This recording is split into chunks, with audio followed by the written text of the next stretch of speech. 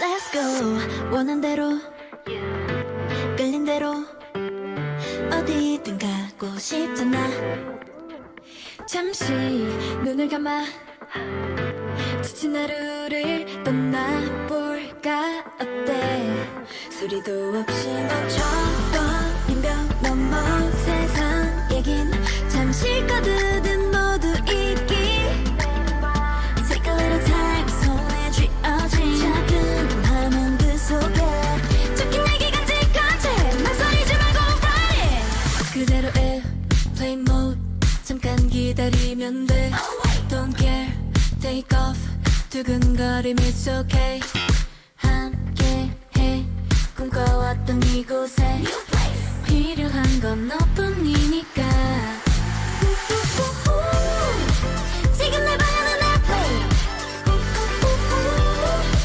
너와 나만 하는 꿈을 꿀 거야 Here we go 맘속 깊이 바랬던 곳으로 fly away 뉴욕 런던 로맨틱한 페리스 나 lonely island 더 좋아 나 두근대 또 기대돼 설레이는 맘 나 힘없이 가는 거야 꿈에서 끝까지 baby plane mode 잠깐 기다리면 돼 Don't care take off 두근거림 it's okay 함께해 꿈꿔왔던 이곳에 필요한 건 너뿐이니까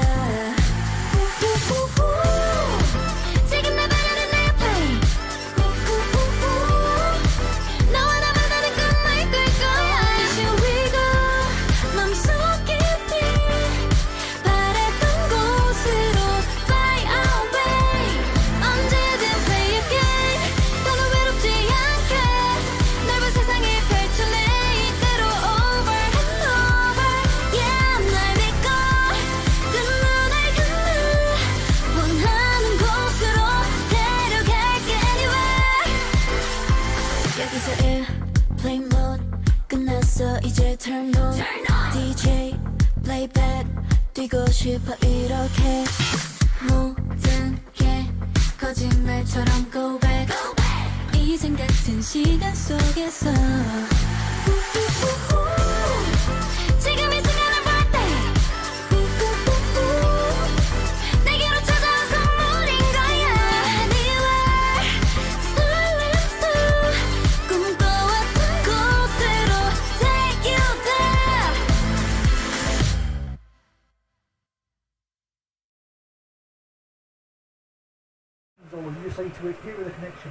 Good evening and welcome back to Rhythmgates, where people are talking lots in the background.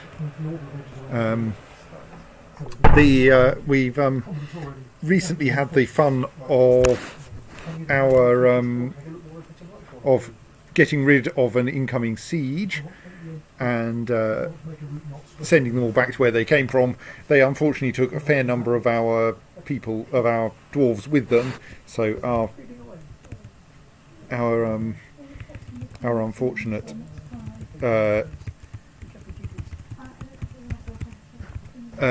graveyard is rather full, and we're trying to install some gravestones and such like over there. And the mortal coil, which worked kind of, is now full of corpses and bones and teeth and more teeth.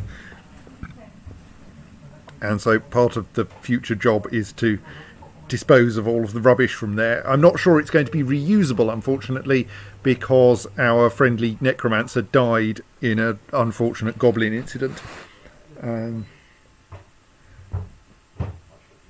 So we're going to have to...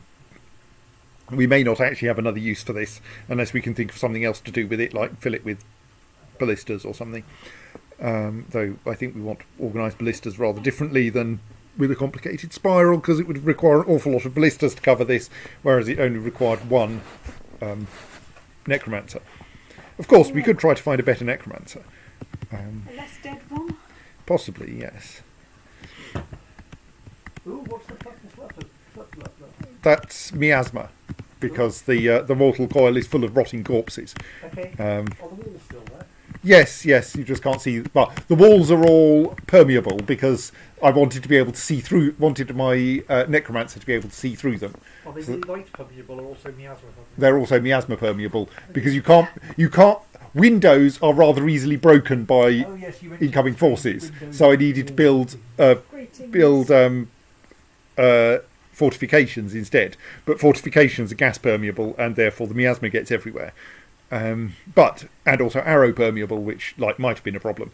So one thing I should do here then is to stop collecting new corpses up here.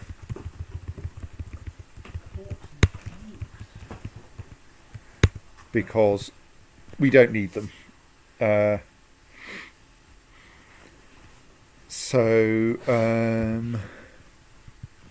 we do have the problem that some of the teeth and indeed corpses have managed to get stuck in the walls, which is a problem. A problem of fortifications. Since thrown objects can pass through them, sometimes things that, this means that if you knock someone's teeth out, obviously the teeth are then flying and can pass through the fortification. It turns out that entire corpses can thus get stuck in fortifications. So we might want to tear down the fortifications in order to get the rubbish out of them, at least some of them. So anyway, yes. Don't think they can happily. Thank you. Goblin nose. Goblin nose. So yes, there's a goblin nose stuck in that fortification indeed. So I think the dwarves have already collected all the useful stuff from here. And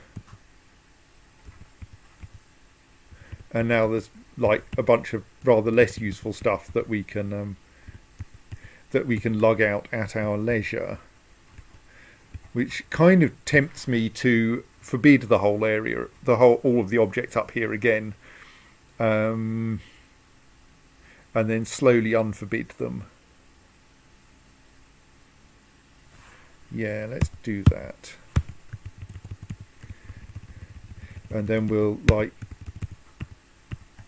take bits at a time and unforbid them and allow them to be disposed of as and when we can see what's going on. Because we have all this cruft down here.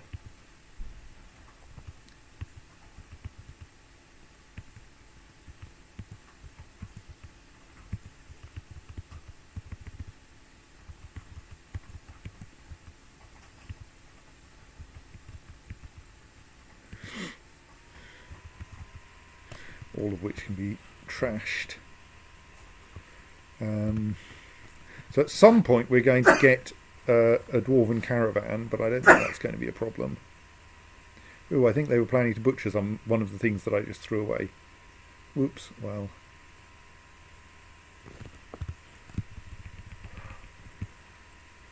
Ooh.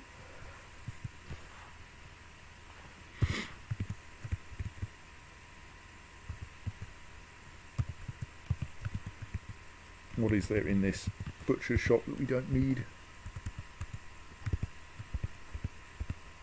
Tooth.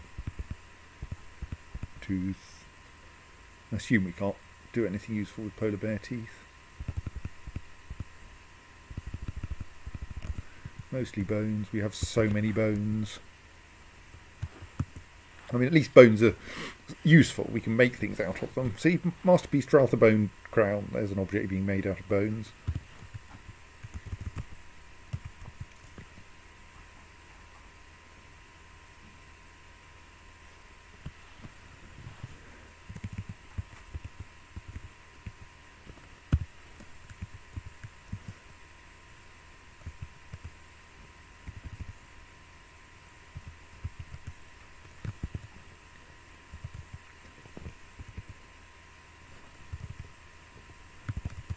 I actually wonder if maybe the answer is simply to mark everything in here for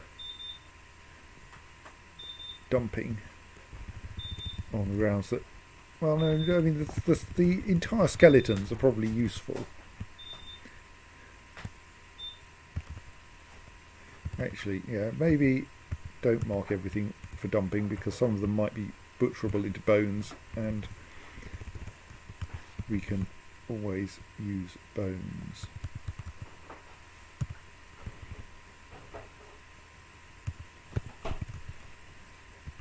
Teeth, on the other hand, not very helpful. Ditto random bits of cartilage.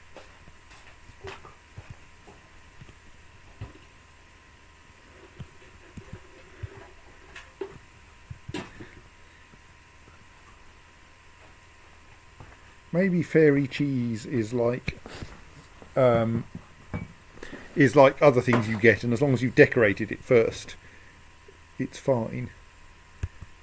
Okay, Kubik bisek is missing from its proper place.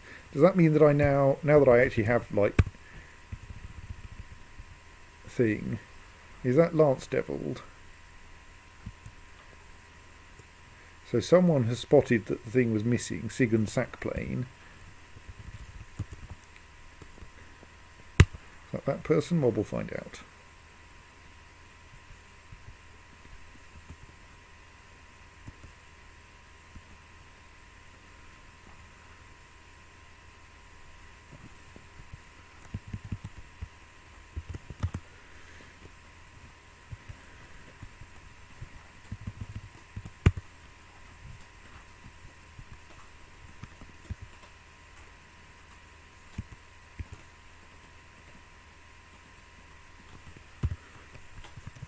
What I should do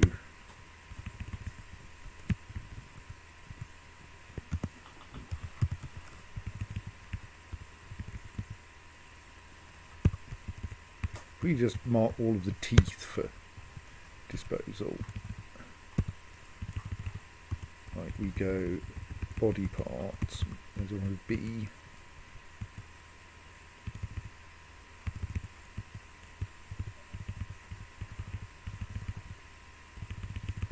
There's a lot of teeth here.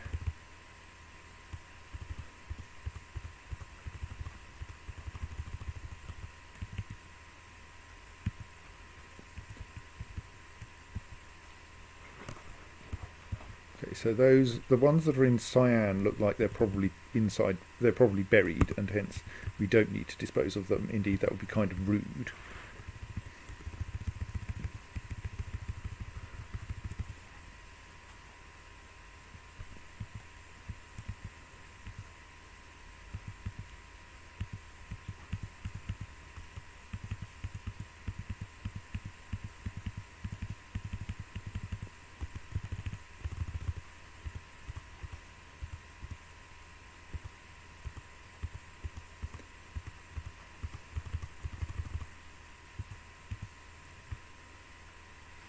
But like, so that is, yes, okay, those are all things up there, right.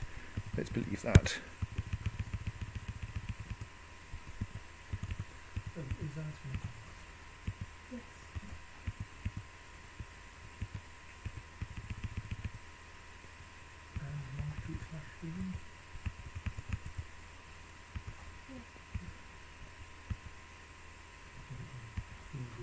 Individual toes probably not useful either.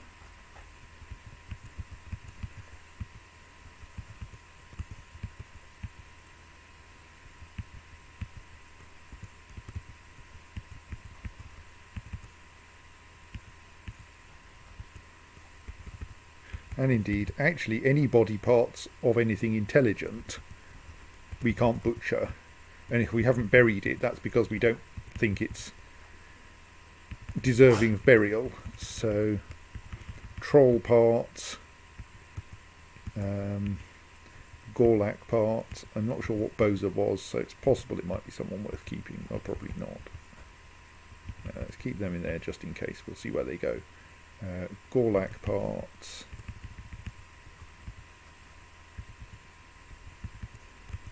Anything that says tooth.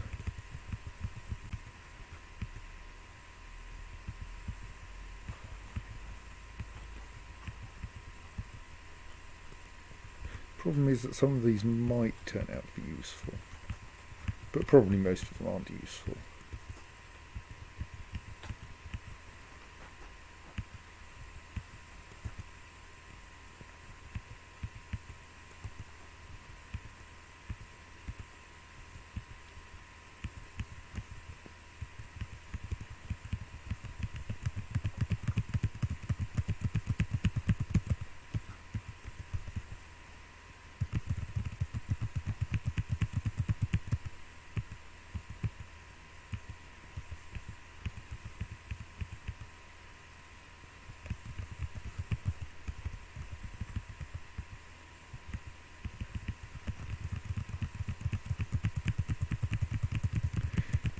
so many random body parts left down here, up here.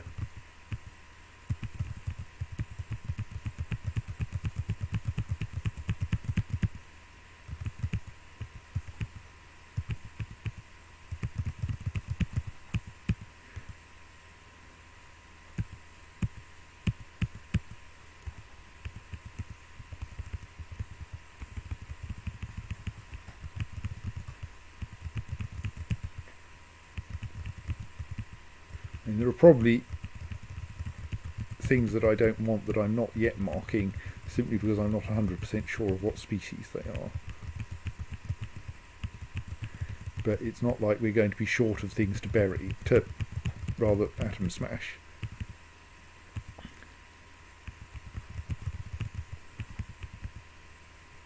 I wonder who Boza was. They seem to have had a lot of parts.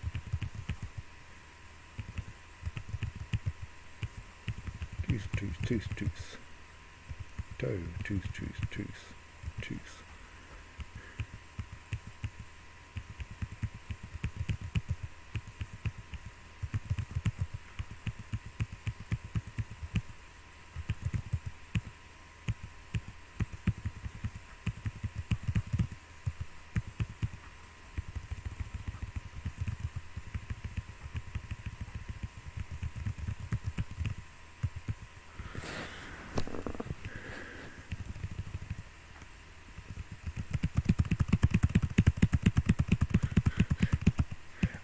It may be possible for us to engage in complicated things involving bins in order to avoid the dwarves running up and downstairs carrying single teeth.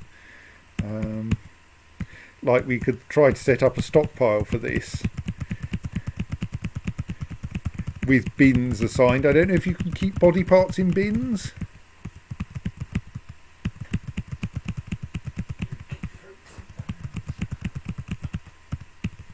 Well, we'll find out what they do.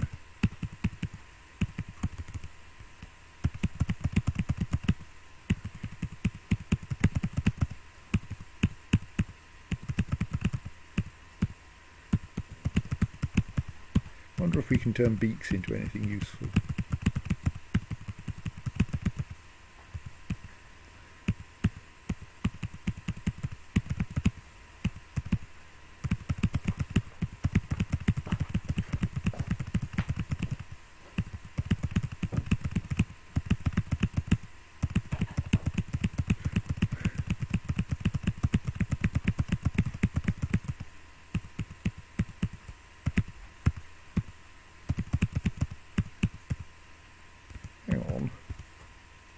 Looks like that's a tooth that's been buried, but other teeth owned by the same person haven't yet been buried. That's unfortunate. Well,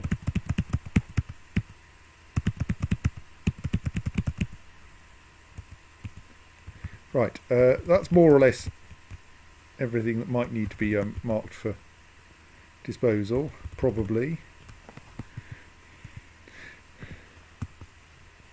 Unpause now. Do we end up with a phenomenal number of dump item jobs? Okay, only a few of them are getting spawned at a time, so this might be vaguely tolerable.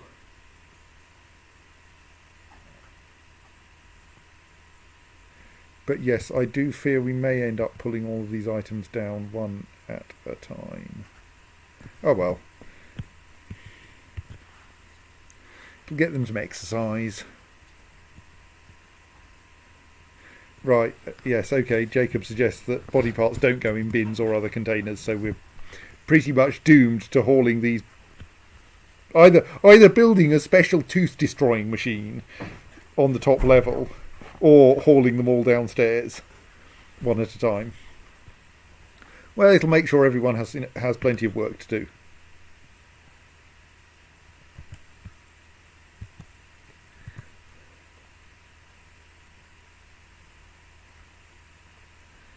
Meanwhile, how's the military looking? In particular, Gloved Tundras is, yes, slightly short of people.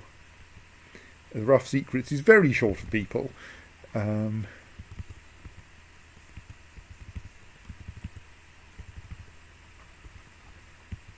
So we should find some suitable people.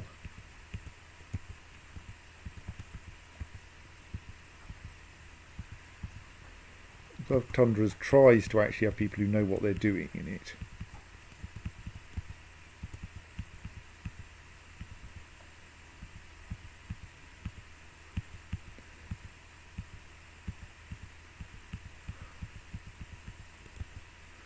High Master Wrestler? I mean, I'm not sure I want someone who's a Master Wrestler, though.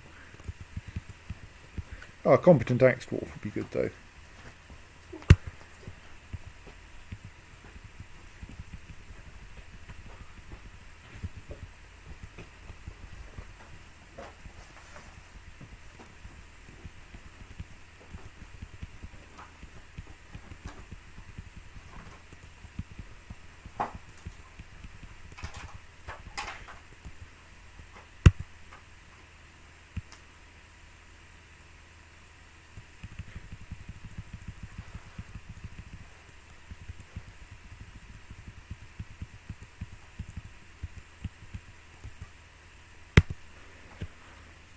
That's some people stuffed into the Gloved Tundras, at least.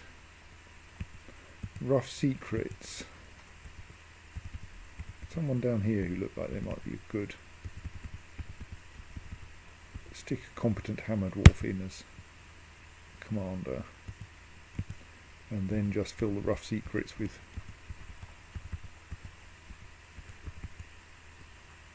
anyone conveniently available.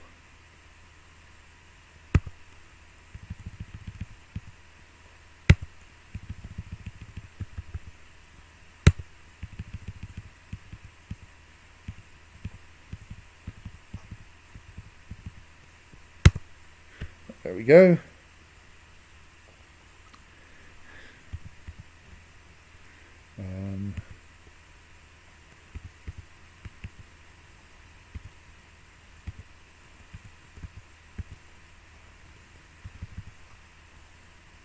What was the Seals of Neutrality? Was that anything special, or was that just another?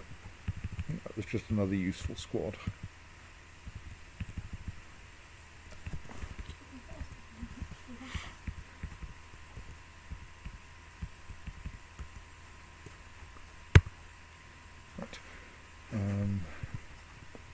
Give that a little chance to settle, and we'll see if we can work out what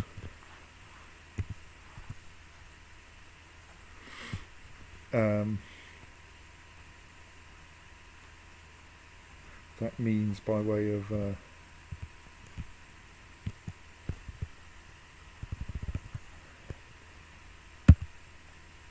equipment.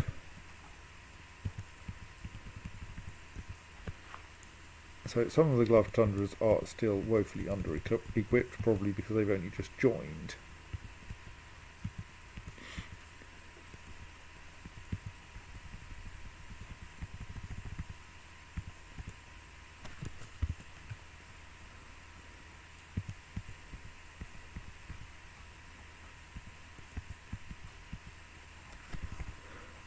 We have convenient. We do now have slightly more stuff available, so possibly if we wait a bit they will sort that out. Oh, we didn't see a dwarven caravan at all.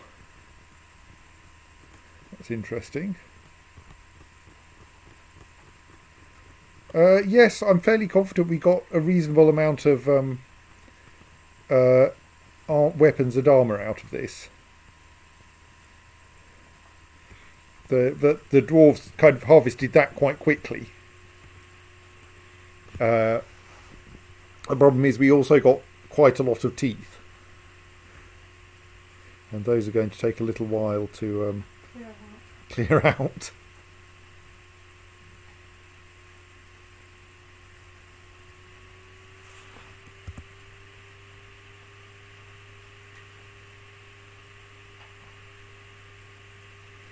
So what's I set some soap making going. How's that going?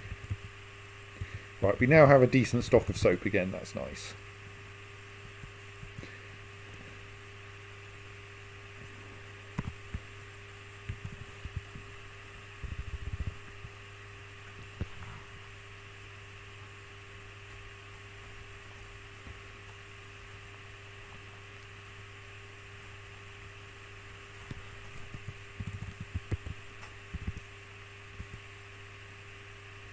but there are a lot of dump item jobs ongoing. There are also some place item in tomb jobs.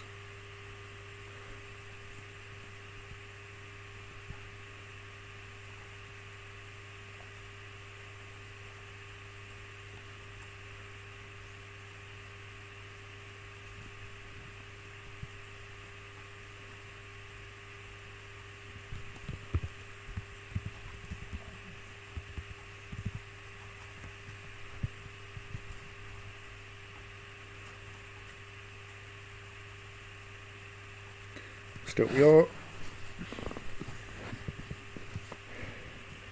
slowly turning things into other things. Right, so suppose the question is, what is going on now?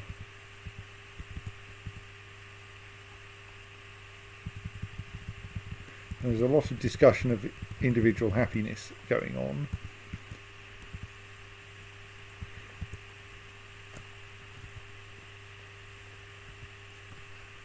We have a random human chancellor who is a visiting diplomat relaxing in our library.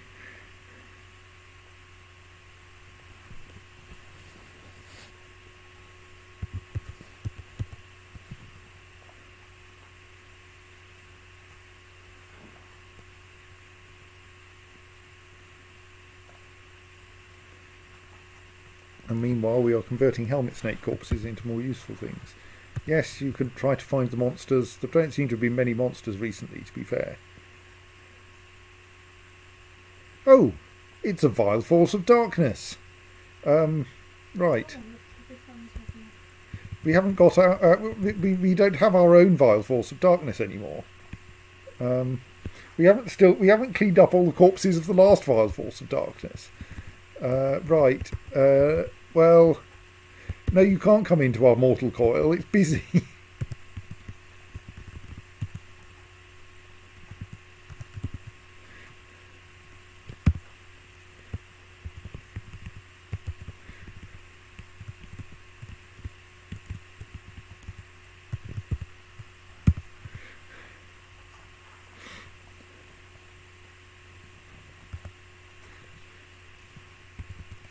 So who are this lot then? All right, they are. Oh yes, because there appeared to be a bunch of dwarves who were part of the goblin civilization.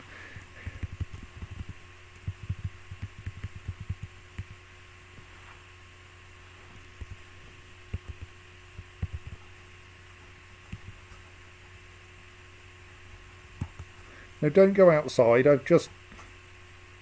Yeah, okay, probably some of the things I marked for dumping are outside, aren't they? Forbid everything save from there northwards and up to the top of the mountains.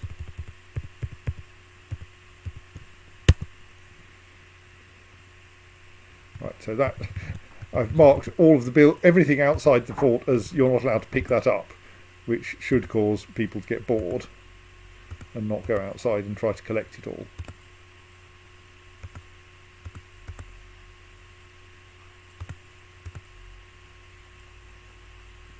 Right, so the front door's closed. Let's see if there are any obvious people out here who are friendly with us.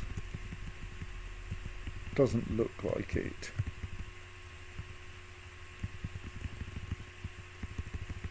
Right, that's probably okay then.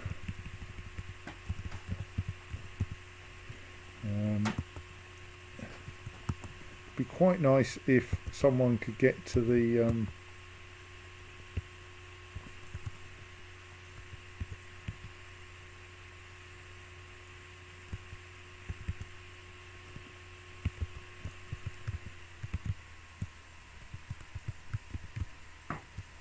someone could actually get to that lever, because at the moment the invaders can kind of get in.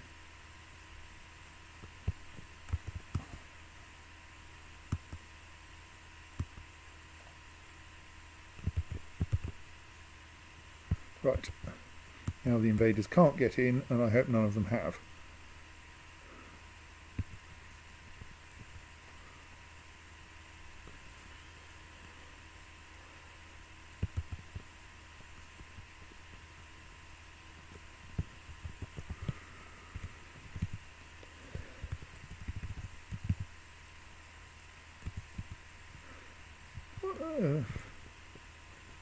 Why are you not being buried, I wonder?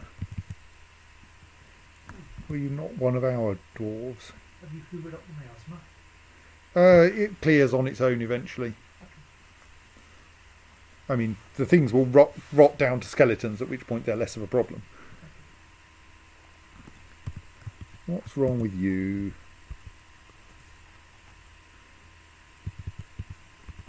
You mostly don't feel anything. I suppose everyone has been seeing an awful lot of dead bodies recently, haven't they? Okay, maybe we need some...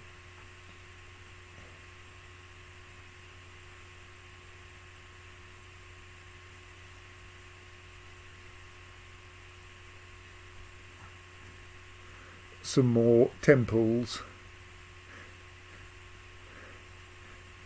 Maybe a temple to Zas.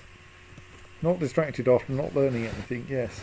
Maybe we need some temples to Zas the Turquoise and Shedim the Turquoise Shaft of Hearts.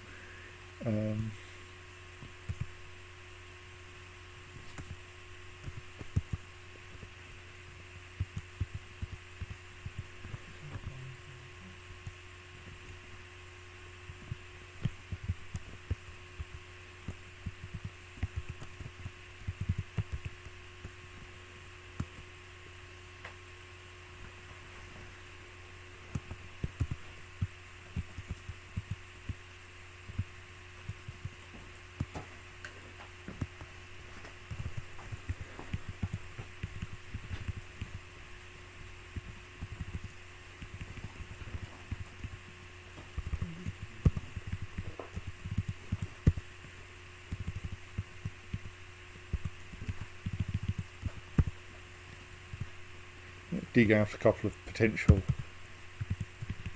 temples.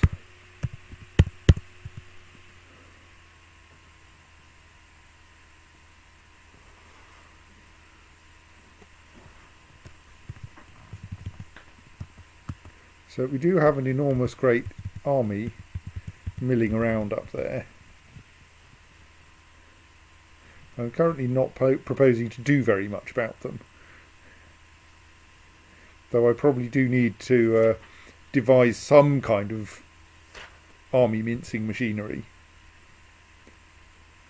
So possibly I need to start thinking about what we can do with ballistas again. As proof goes on, it's unusual. Finding your potent guided potent elements in various rings. For these are 24, you just wrote out the numbers from 0 to 23 and then told what the formula guided potent stuff. That's not really a proof. It's writing out numbers from 0 to 23.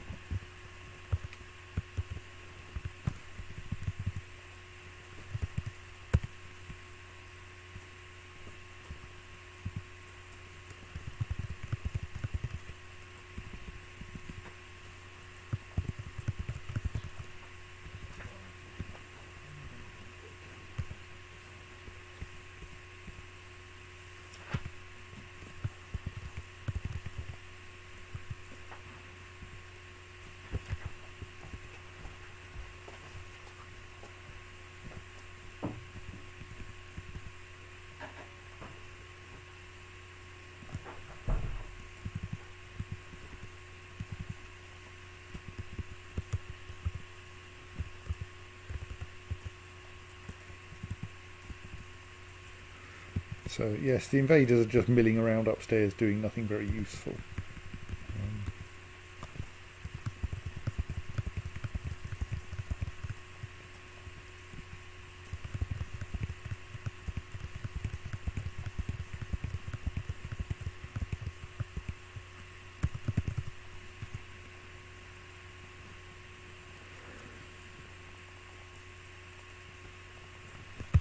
So how are these guys doing for equipment then? Has this sorted itself out yet? Not really.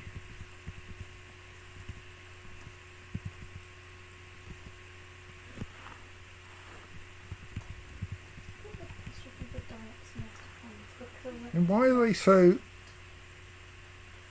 Why are they finding it so easy to find weapons and shields? Well, I just got actually lots of weapons lying around, and not much by way of anything else.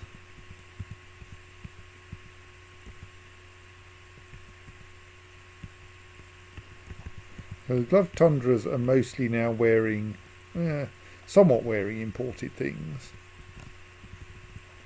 Or maybe I should just try making some more copper gauntlets and see what happens. Oh, I suppose, what if I look under gauntlets? Do they look...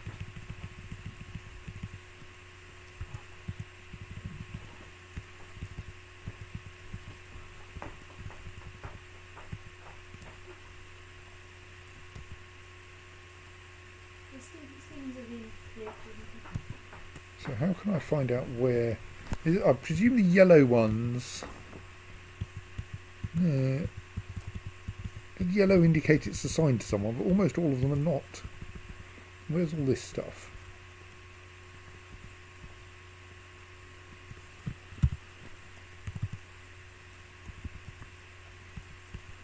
And this is the kind of point at which I build a stockpile merely so that it's easier to work out where all my stuff is.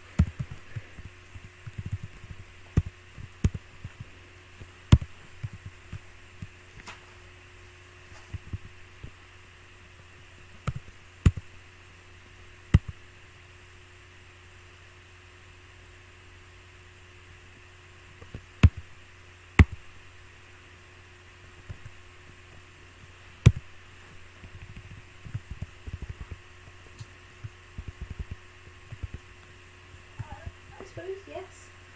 Sort of constellation of polar bear. So yes, that's unusual. Right, so I'm just setting up temples for those two turquoise gods.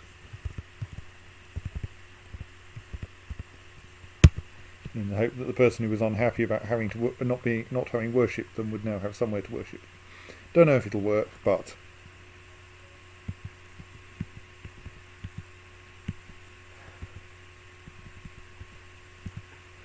It's not distributed here.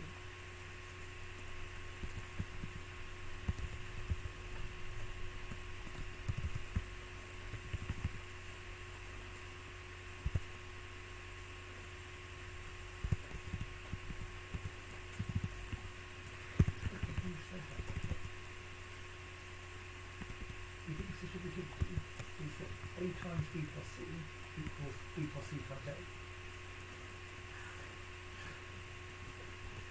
Okay. What? Which is true because multiplication. I will admit that I don't really know how temples work at all. Interesting thing we can observe here, though. One is that we apparently harvest sand, it looks like. Is that we can see there's so many people going back and forth to the to somewhere. I'm now slightly worrying which way they're going. To the graveyard, that we're actually wearing a path through the cave flora. Presumably someone who died had a lot of loose teeth that all need separately burying. Not that many here so far. Oh yes, we should sort out some more memorials, shouldn't we? So there was someone killed during the crazed attack of gripping earlier in the year.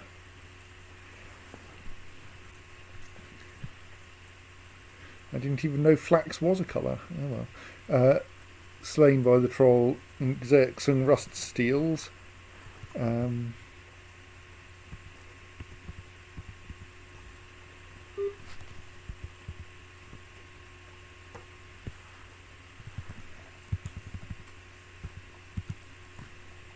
one is, I think. Yes, that was a rather embarrassing death at the hands of the police. So we should probably... So Ushat and Stakud and Moses probably all want... Have we got a decent stock of unused slabs? Yes.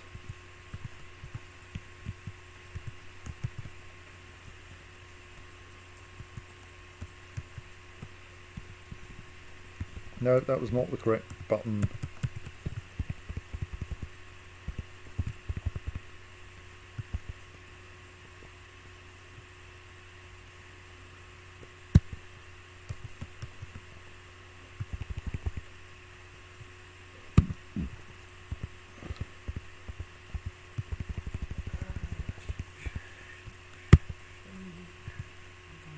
That's the first three people who need memorials. Yeah, desperately butchering all of these spare skeletons we have lying around.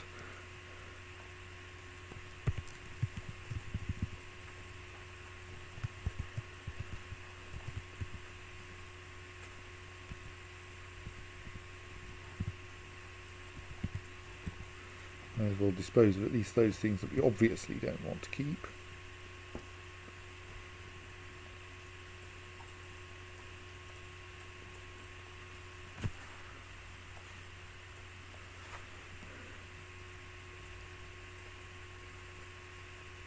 What on earth is that? Green, it's a what? Oh, shell, not skull, right, yes. That's interesting. We should probably keep that if we can actually use it to make anything out of.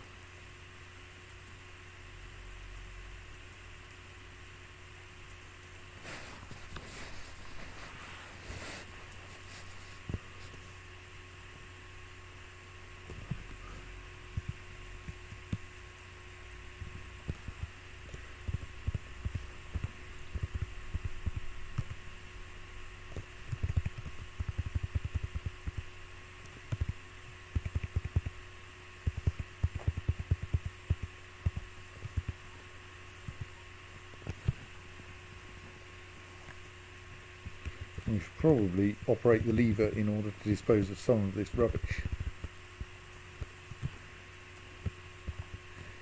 Yes, I mean we can make crafts out of shells. One of the interesting things is that they're worth saving. In most cases, shells are often a bit of a rarity, and so it can be worth just keeping them in case someone has a strange mood in which they have a sudden desire for shells rather than bones or horns or whatever. Though if you're in a coastal fortress, you may actually need to you may have so many shells that you just want to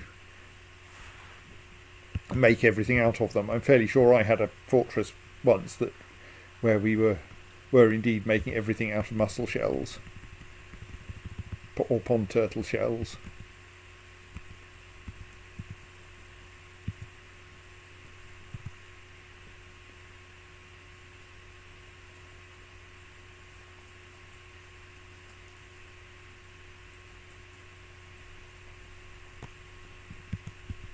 We do seem to be losing a small quantity of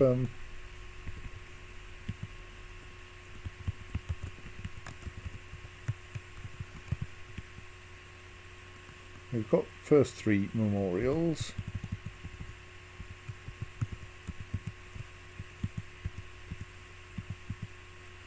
So Ushat, Kexler, Cad.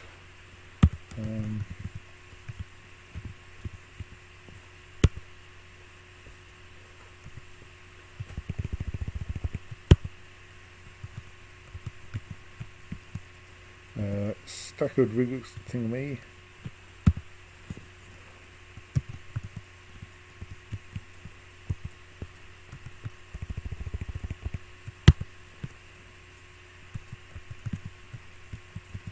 and Moses Arak Datan.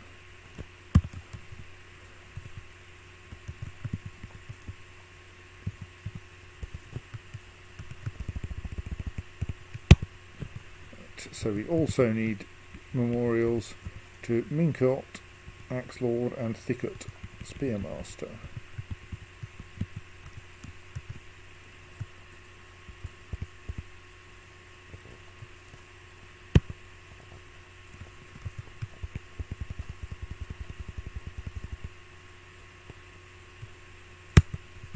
Right.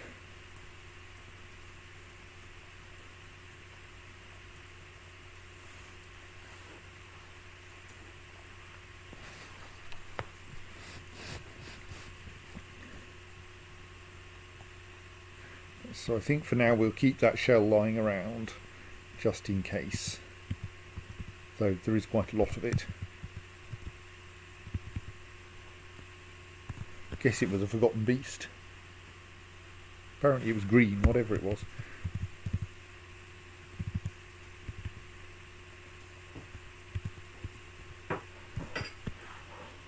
Yeah, let's not worry too much about those stockpiles for now. Things will arrive in them eventually. Still running. That's what from last week. 2 days ago. Only just got hit on a quarter of the so to speak. A bit of a move right now. It's still not very good. It's still running. It's just managed to find 5 minutes instead of 6. Ooh, it's the best. What is now? I don't know what whack. I know whack. But it was how many is it going to turn up? Less than 3. That one ain't doing millions. Just wondering if anything had a ludicrous number of teeth in, but all of these so far appear to be a fairly small number of teeth, which makes the number of people going back and forth carrying teeth seem a bit weird. Not millions, but it wasn't my guess. Well, I thought you found about 80,000. Or is it that this actually connects up to something? I suppose I could follow one of them, couldn't I? Here is a person carrying a tooth. Where are they going?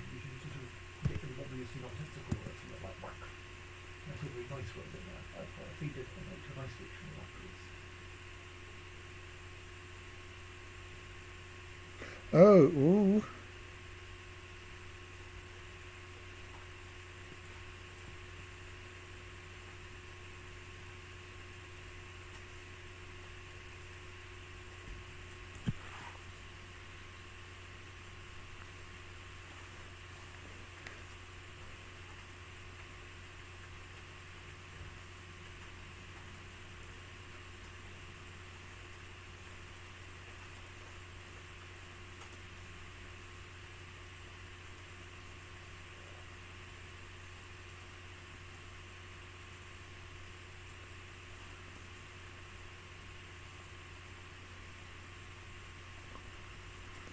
I'm kind of watching this person who's dumping teeth to try to understand what they're doing. So they're now going back down the big staircase again.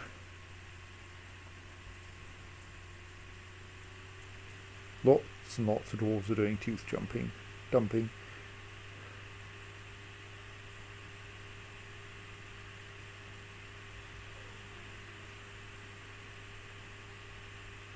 Then out of the front door. Do I have a random garbage dump zone I've forgotten about?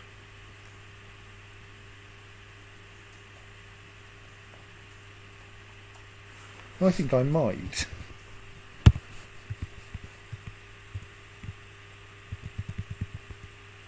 Yes. Why have I got a garbage dump zone out here?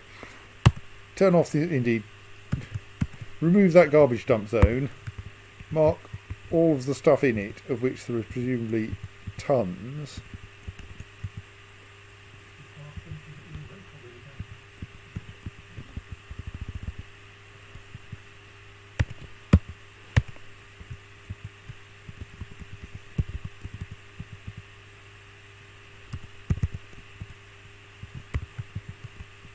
And please dump them in the correct place. No wonder there are so many people walking across the fields.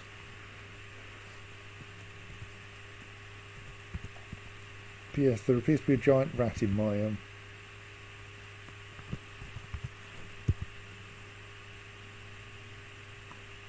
okay, someone shot it. That's fine then.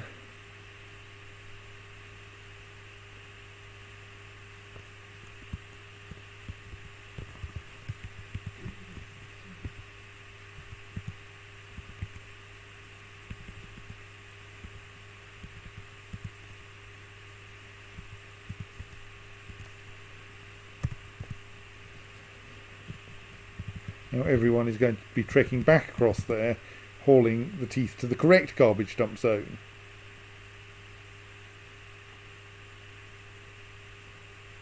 Possibly I could have done something involving minecarts. Setting up a railway network just in order to dispose of things was would possibly be a bit silly. Right, now everything's being dumped in the correct place. Maybe I should cancel those make lye and make soap jobs, because apparently we have a reasonable amount of soap now.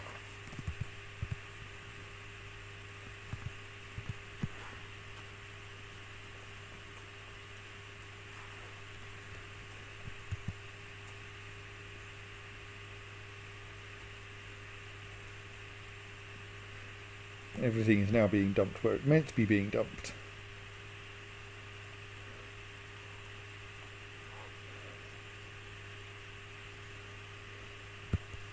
Why is there a performance troupe visiting?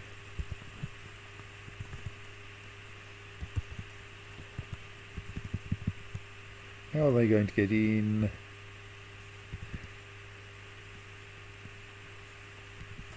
So I suppose if we're going to start being able to usefully fight, I mean not fight, obviously we don't want to get into hand-to-hand combat with these guys, but arrange to shoot ballistae at them, we're actually going to need to like build ballistae and train up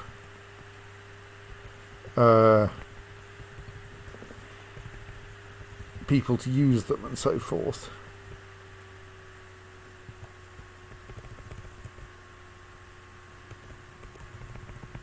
So we'll probably want like some ludicrous tunnels that they can go through, perhaps that aren't quite this shape.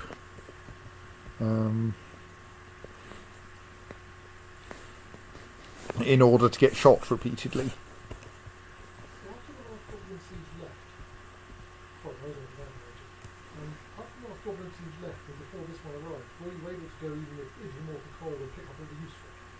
Yes, indeed, we can't currently use the Mortal Coil, partly because we've run out of Necromancer, because he got killed by the siege. We do have a visiting Necromancer, I believe. So now it's merely a tourist attraction. So I kind of wonder if our guest Necromancer might eventually turn into a permanent resident or even a citizen, and thus be usable again. Thus be usable to operate our Mortal Coil again. But so far, You can't go and get someone to read that copper slab in the library. no one seems to want to read the copper slab in the library.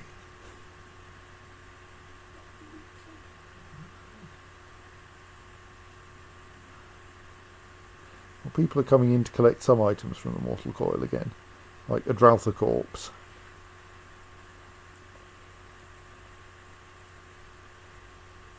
Oh yes, because of the way I've constructed this, you can only actually go one way up each of these ramps, because I'm an idiot. I can probably fix that, and that'll make it twice as fast to get into the Mortal Coil. And I can fix that fairly easily. I just dig away those and then build walls elsewhere.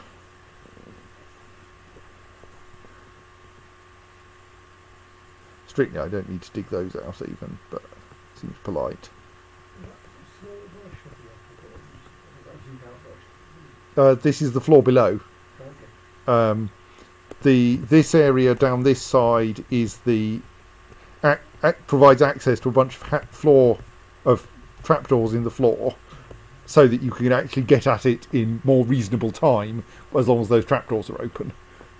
Are those the same scale? Yes. Right, so then the bottom one is lots Yes, because it has one up ramp into each turn of the coil. With the point of that being that it saves having to trek all the way through it in order to get things out of it. But because of the way that ramps work, at the moment you can only use them to go to the right of the ramp in the coil. So if you want to pick up something just to the left of the ramp, you have to do an entire turn. So what I'm currently doing is fixing that so that you can use the ramps in both directions. And the invading armies can't do this, or are they happy with this? We close off these hatches before we open the hatch that connects it to the outside world. Or rather, we would if we were planning to connect it to the outside world again. Close the front door. Well, that's what I've done. But the problem is then the army just sits there. Okay. And you can't steal all their armour if you do that. Which is obviously the correct use of invading armies is to take all their stuff. I mean, it is unfortunately often necessary to kill them in order to do this, but the killing is kind of an unfortunate side effect. If they would just leave their weapons and armour at the door and go home, that would be fine. But they often won't. So yes, obviously the best thing is to infect them all with lycanthropy. Wait a month so that they convert and shed all their armour and convert back again, and then send them home.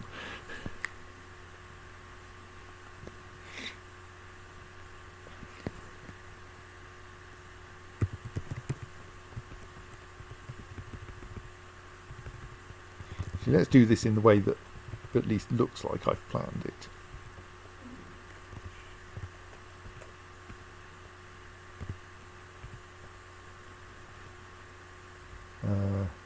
That doesn't quite work actually.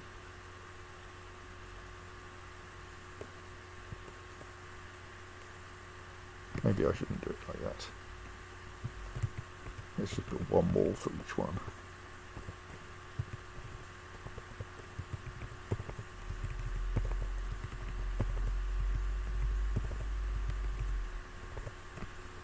That'll work.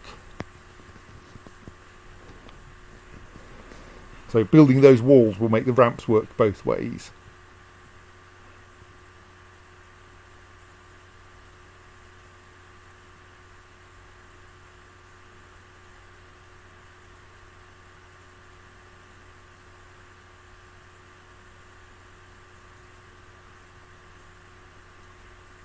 There appears to be a cat running round and round and round here.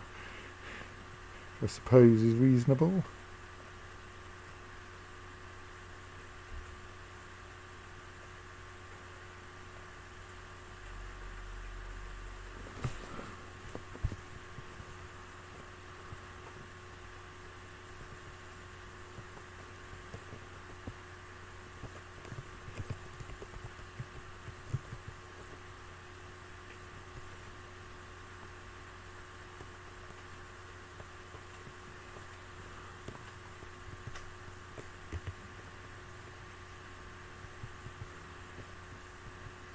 Do you not have like a bedroom to go to? There are unoccupied bedrooms downstairs. Don't randomly go to sleep on the ice. It'll make you much happier if you don't randomly go to sleep on the ice.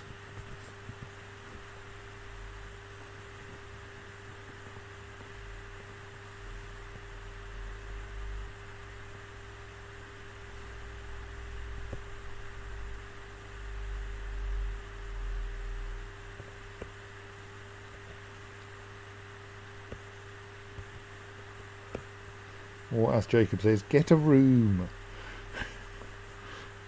We have rooms, we have beds in. Some of the beds are bright pink.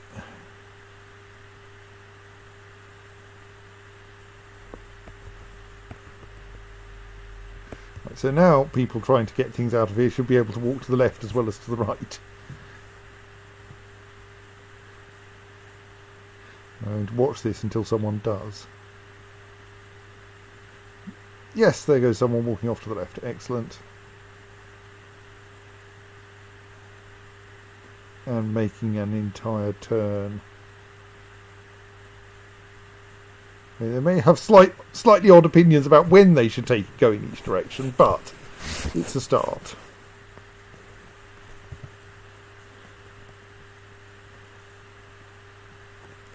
And they are successfully hauling stuff down here.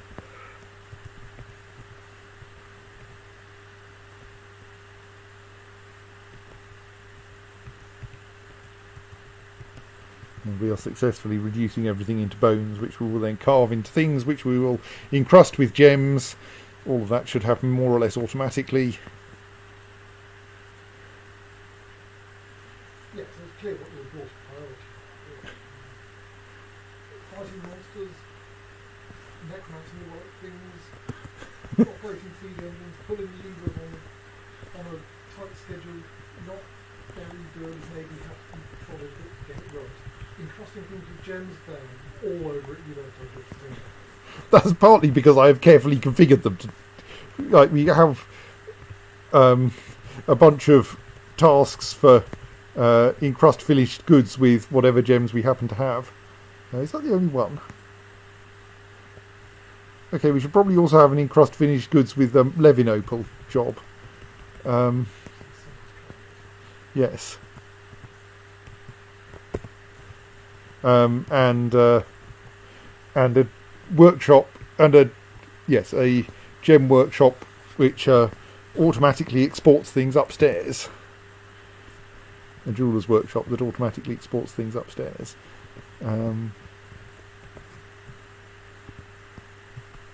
So yes, are we thus getting gradually increasing stocks of spare Levin opals? Yes, we're about to run out of Claro opals, aren't we? Right, let's add a job to do the same thing with Levin opals.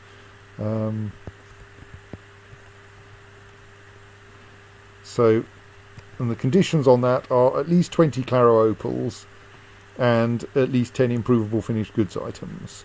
So let's do the same thing, but encrust with Levin opals. Make it 10, largely because they'll otherwise be rate limited on how fast we can reschedule the job. Conditions from reagents, change that one to 20. Right, so now they'll switch to Levin opals, but because that workshop is linked to, can only take from certain stockpiles and gives to a different stockpile, we won't end up accidentally encrusting everything with both kinds of opal. I'm not sure if this really matters, but You certainly can't imagine the dwarf rejecting them down to the test. well, no.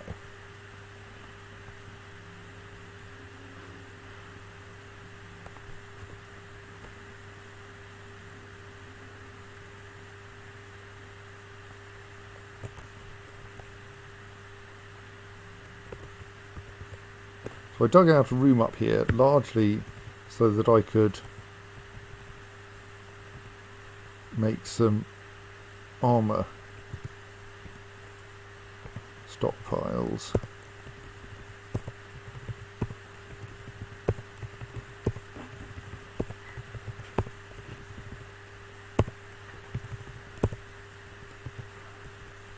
Mostly there, so as a kind of bar chart of whether I've got enough stuff. So the idea is that I'll make this one a, say, feet stockpile. Go from bottom to top.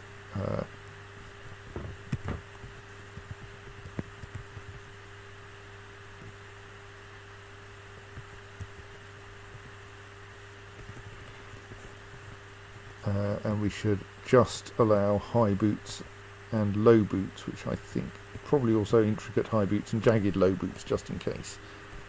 And then we'll make this one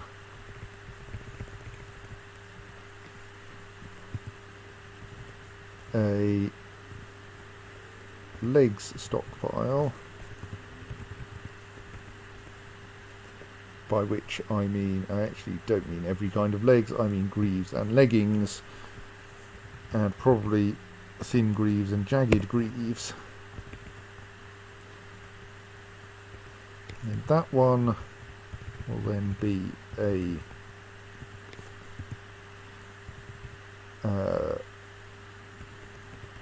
let's go for body stockpile, which will contain breastplates and mail shirts. And armour, I suppose. Oh, and jagged breastplates. And the other kind of jagged breastplates.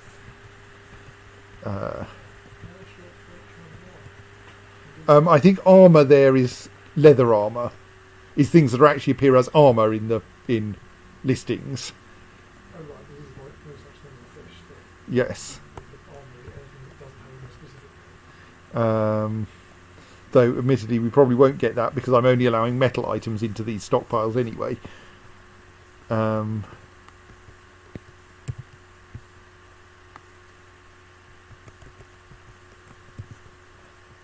So then we want some hands, which is only gauntlets, well I suppose, and jagged gauntlets and intricate gauntlets if we really want them.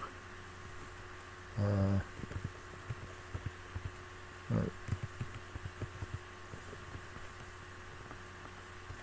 And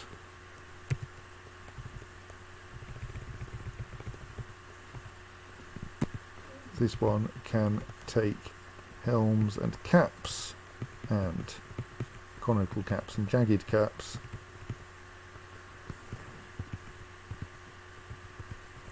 No, didn't mean that. Right, and then we can just see what turns up there, and thus, if anything ends up in those stockpiles, we have at least some stocks of vaguely reasonable armour. And since we can't make anything better than vaguely reasonable because we only have copper, then that tells us that we don't need to make it if we end up with stocks in those stockpiles. If we don't end up with stocks in those stockpiles, then I should obviously change this stockpile to... I should either change this stockpile to give to that one, or let's change it to give so that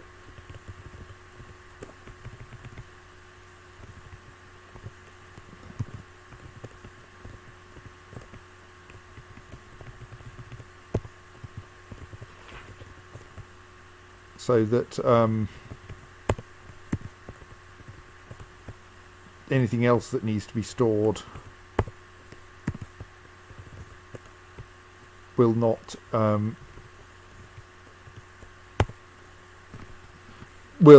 can be stored in the big stockpile if we don't have anywhere better to put it.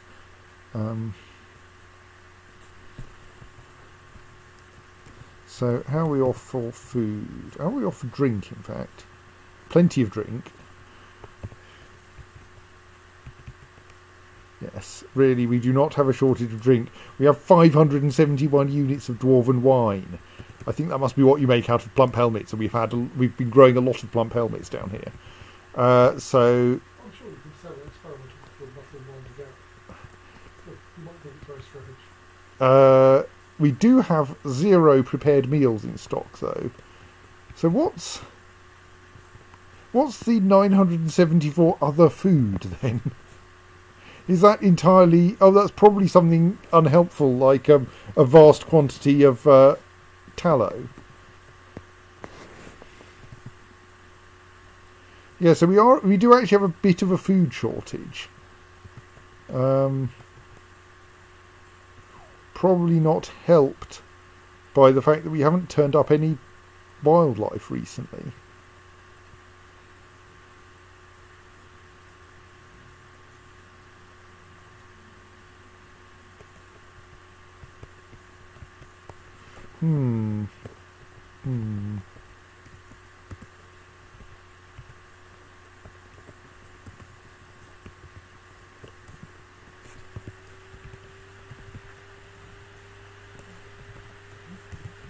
Wonder if we need to... I think that makes being able to do something about these invaders a bit higher priority. So let's make ourselves yet more space in here and start setting up a siege workshop and such like.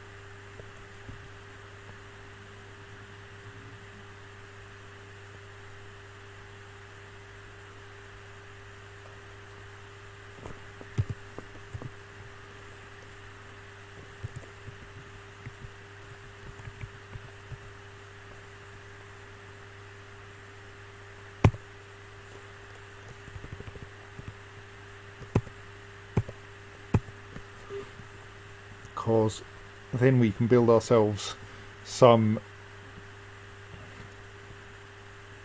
siege equipment and try to start shooting people with it.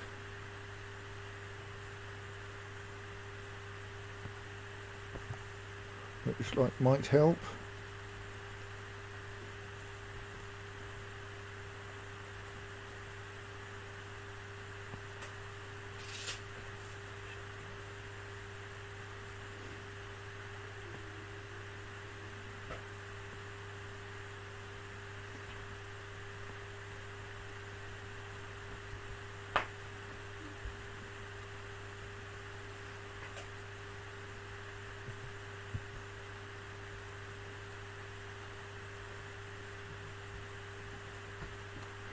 Is that encrust finished goods with Claro Opal's job failing to...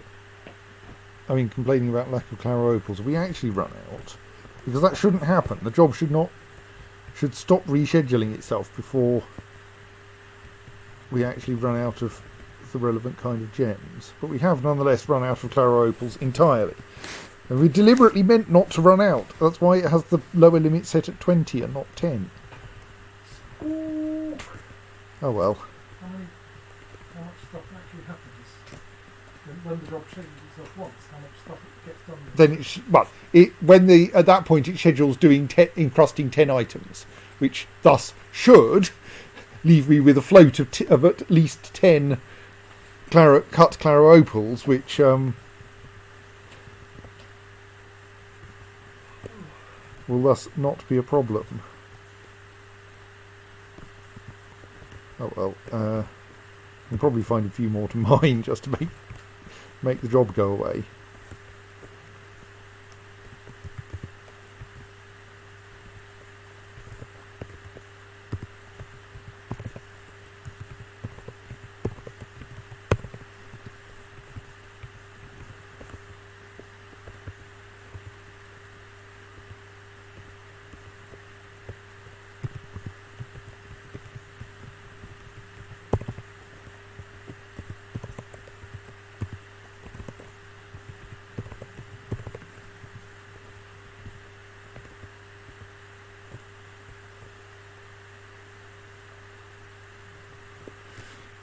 Oh dear, someone has been taken by a mood. Well, I hope it's a nice mood. Right, so based on the state of these, we have no shortage of footwear.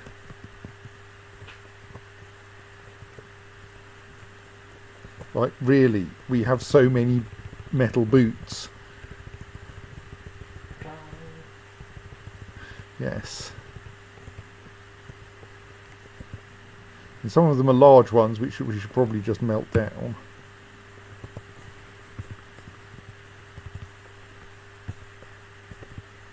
Because they won't fit our people anyway.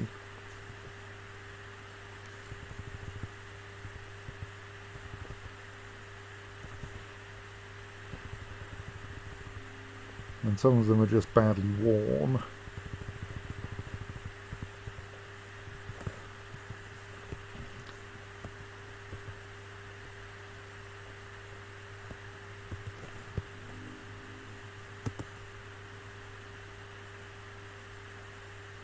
Look, I said that that shell would be useful for a strange mood, and here is our moody dwarf lugging off that big pile of shell.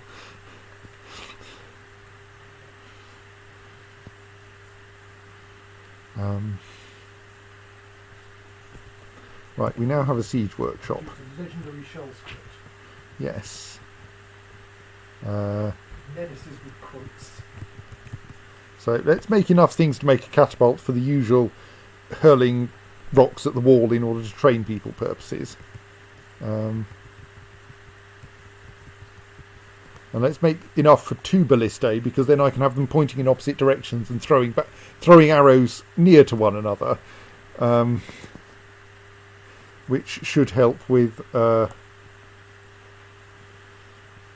like invading armies. Butcher's shop doesn't seem to be doing anything now. Why is there a person visiting that?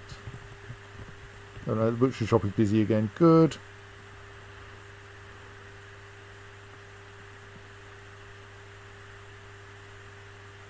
Now butchering a beak dog. Yes, we can shoot ballista through fortifications. I mean, we constructed a reasonably sensible system for getting ballista bolts to targets last time, except that then the zombies. Then I think we managed to make zombie rhinoceroses extinct. So we didn't actually get to test it on any real zombie rhinoceroses. I don't think there's any danger of goblins becoming extinct, though. So, in theory, we could use the mortal coil for this, but it's really not the right shape.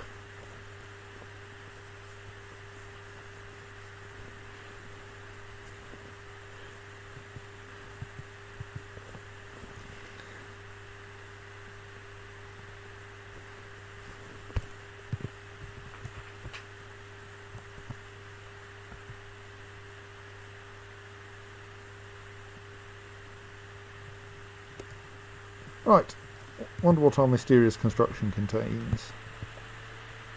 Wow.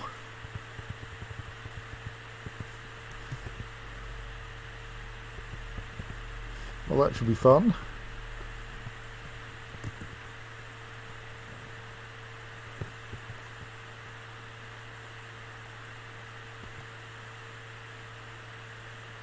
This will at least give the encrusting jobs a chance to catch up.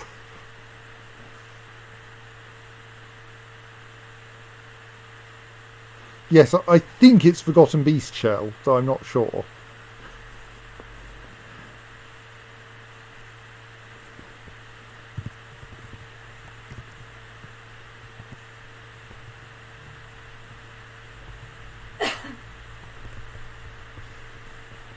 So our conclusion was that we need all kinds of armour that aren't footwear. Is that what we actually see here then? Oh, I mean, like, why does Asenkatantumam not have any footwear assigned then?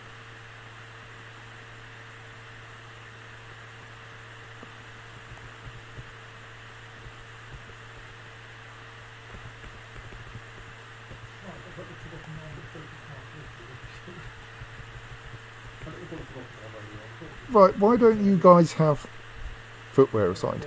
Does it help if I, like, instruct you to actually become...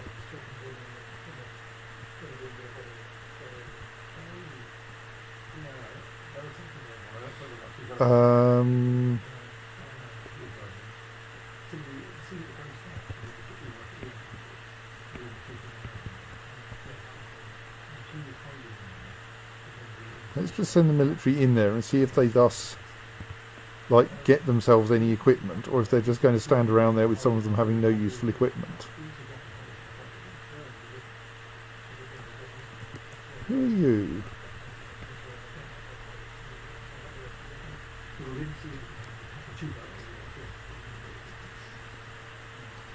Why are you hiding in the corner of the library? I suppose that's probably reasonable.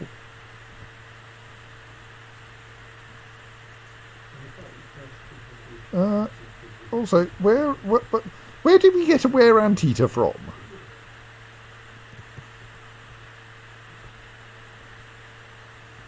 Oh right, one of our... Okay, yes. One of the invaders, possibly one of the invaders, turned out to be a wear anteater. And we do have had a wear anteater problem. So yes, the thing that... So, how are these guys looking for equipment then?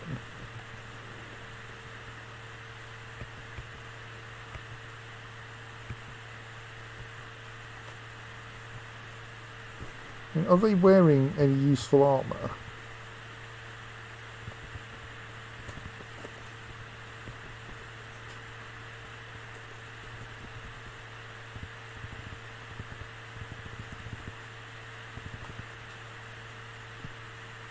Yes. I mean, admittedly, very complicatedly covered in earrings, but how many earrings?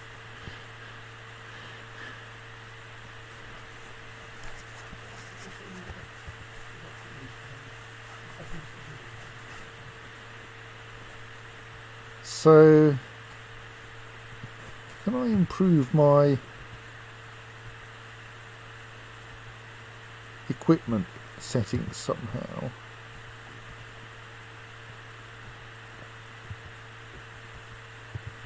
I change all of these to replace clothing rather than over clothing.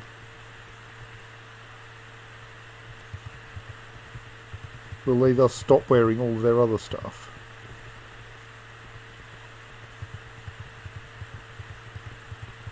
Which will thus cause them to stop being so pissed off that it's all worn out.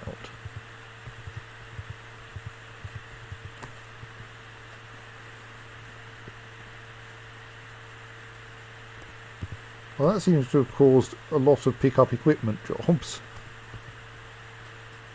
Everyone is piling into that bin full of footwear. Excellent.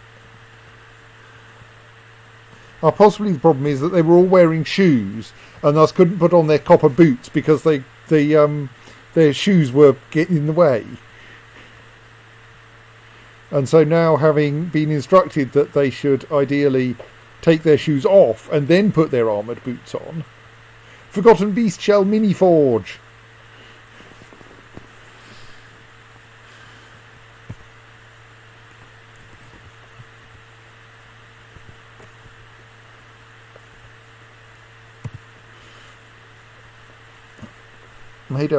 Decorated with sheep leather, encircled with bands of cushion-cut lapis lazuli, adorned with hanging rings of tunnel tube, menaces with spikes of forgotten beast shell, silver, levin opal, and claro opal.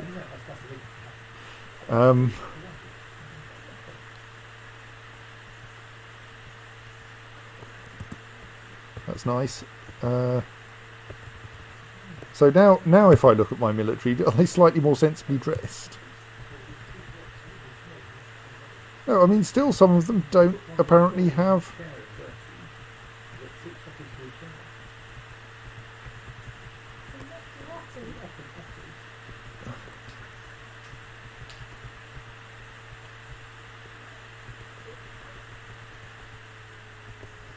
So there still seems to be a bit of a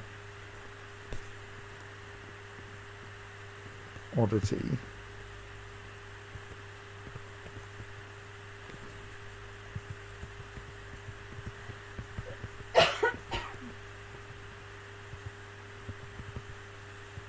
Not that matters very much, but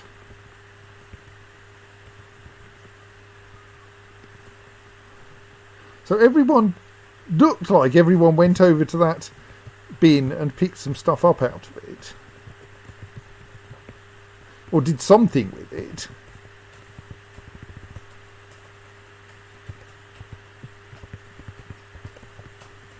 And like, there's definitely less stuff in the bin than there was. It's not clear that they actually assigned them as their things. As their own possessions. Anyway, it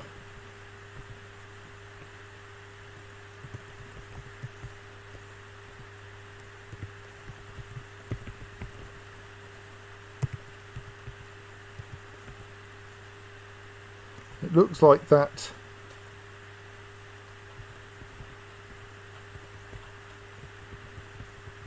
the butcher's shop is now idle, so anything we've got lying around down here is something we can't butcher, so we can dispose of all of that.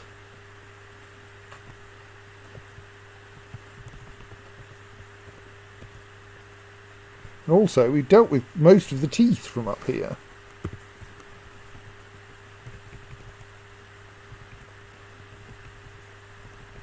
And we have some spare legs and such like.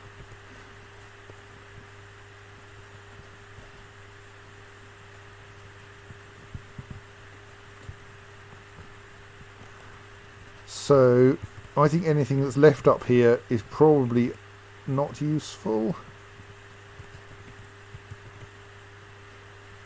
So we can at least dispose of the things that are... I mean, yeah, okay, that mangled Drouther skeleton has actually have an assigned task. I think this lot are like bits of trolls. That's That's obviously a Gorlak corpse. We can't do anything with. It's a troll skeleton.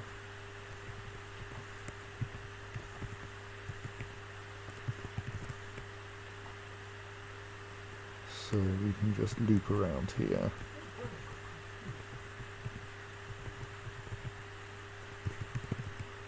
said the dwarf or two.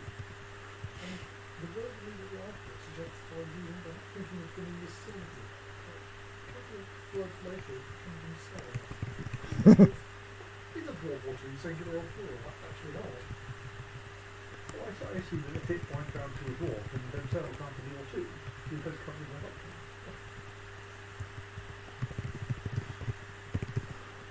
I did look up and forth over themselves, but I don't quite feel like they're actually going back to putting it over. Maybe not for themselves, possibly, yes.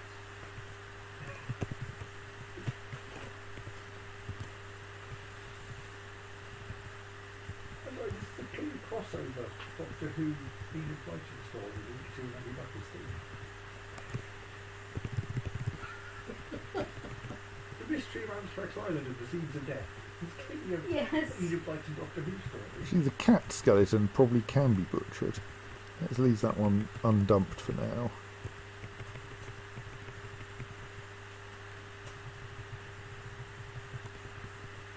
And quite how we ended up with a dead cat up here, I don't know, but...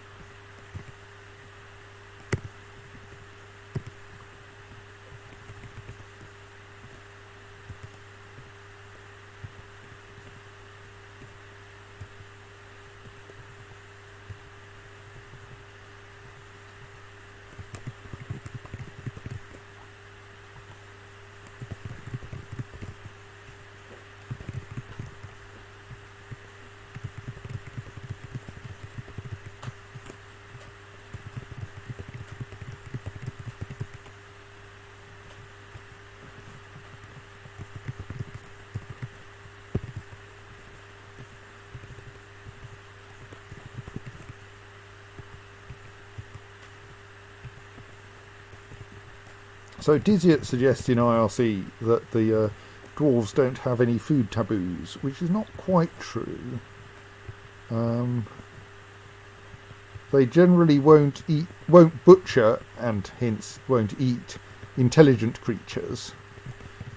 So they won't eat dwarves or goblins or elves or Gorlaks, because those are just about intelligent enough.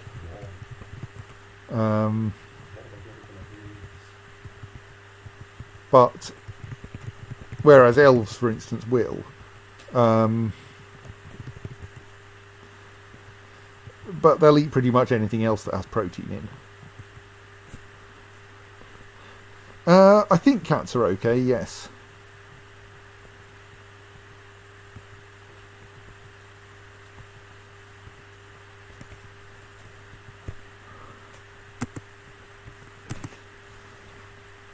Right, that's a bunch of extra things marked. Oh yes, they also generally won't eat their own pets.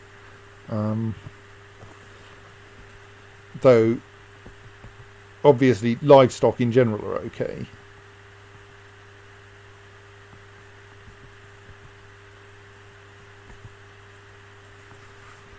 We're still in the weird state where we're encrust things with claro opals we don't have.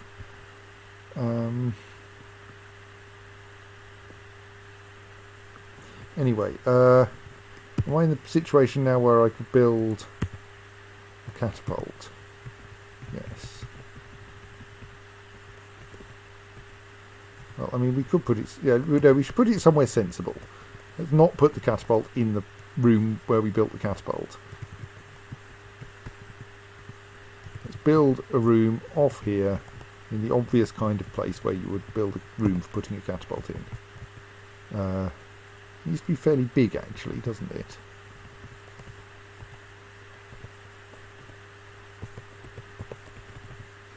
Because we need... Well, we only need 4 high, don't we? Yes, it needs to be about that big.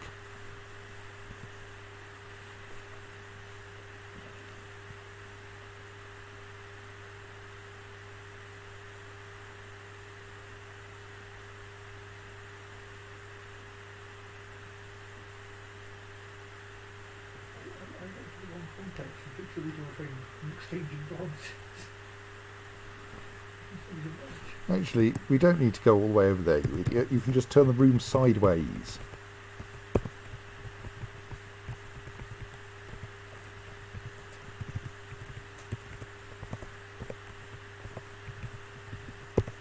Do it there.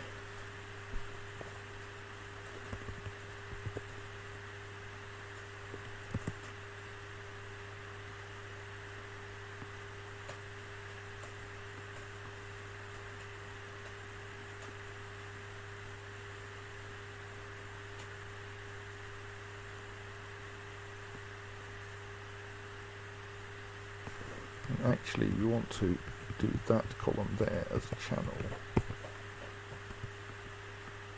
If we can. Does that work? No.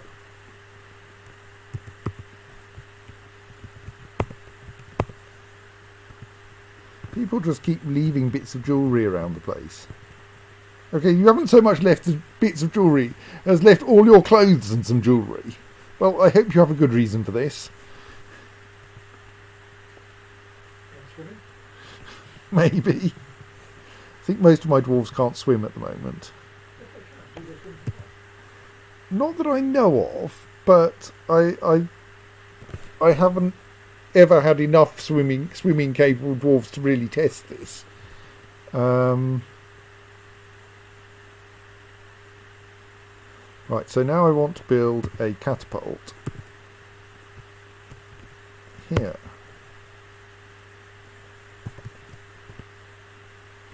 Oh no.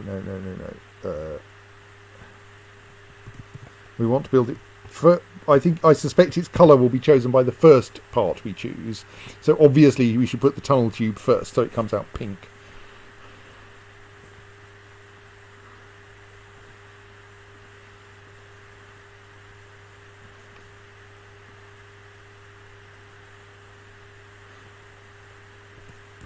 Now what does that square have in it? Okay, someone's picked up about half of the craft from that square. Thank you, yes. That's fine. Everyone is running round and round in circles, dumping things.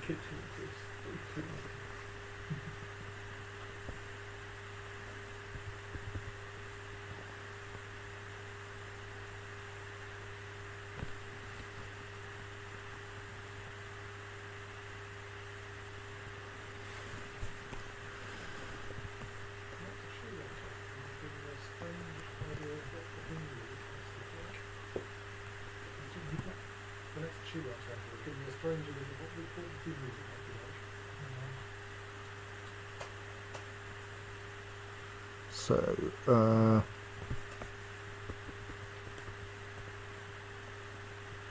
full of people throwing things away again.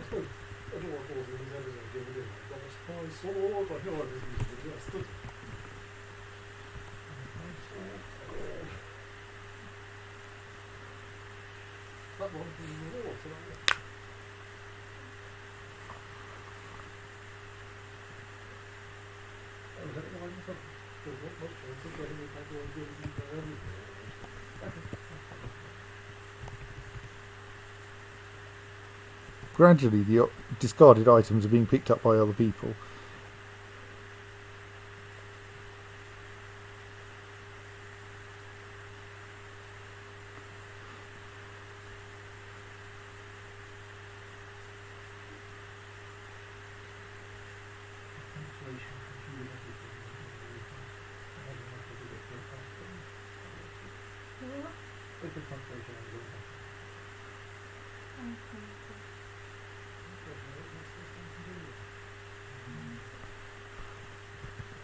Oh dear, we have a food problem. I mean, I can probably slaughter a few bits of livestock. We do after all have all piglet. No, a stray drake is not actually going to get me any eggs, is it?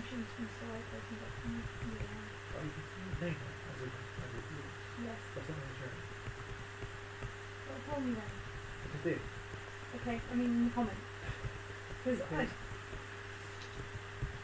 So, I was supposed to just fill in all these things, but you only find the right one if I go back and find the comment. let's see if there's anything we can slaughter just to get some more food out. That's fair to Jerry.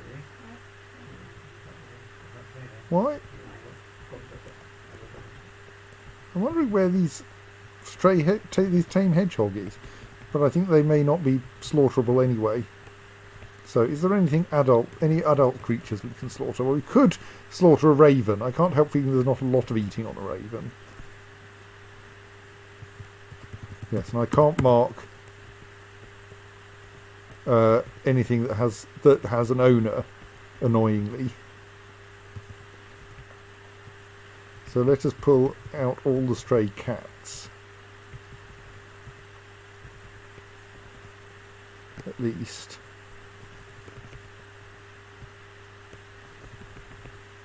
Probably the raven as well. And the peacock.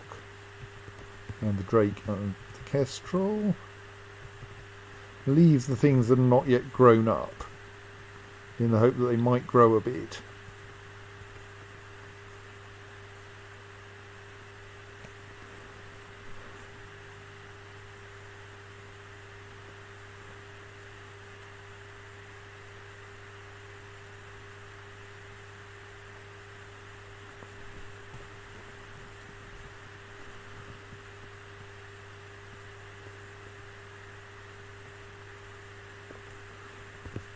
So what have we got going on down here? That is all rubbish.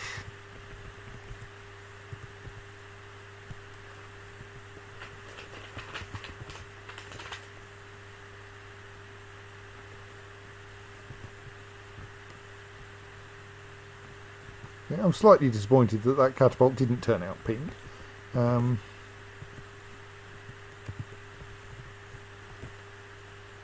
What are you doing anyway? You're loading the catapult. Oh, I suppose that probably needs doing, yes.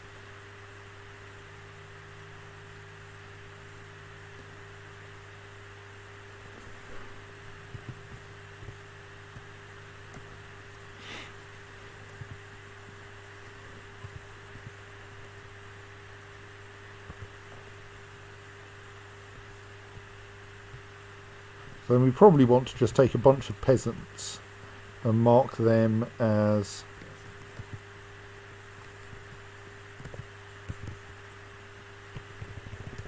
siege operators.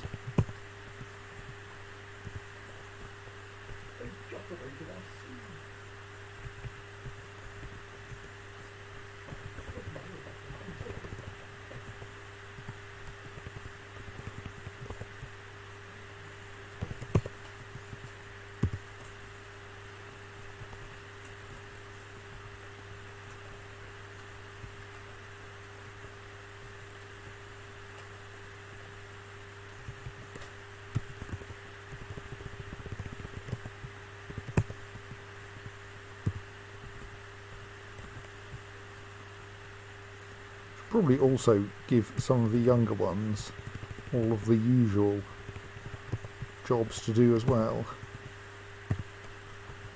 Otherwise they may get annoyed.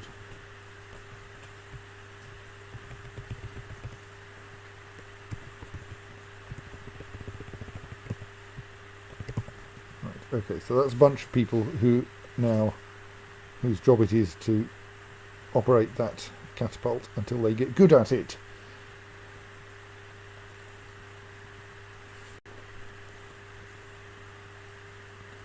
Someone appears to be scattering jewellery all over our library as well.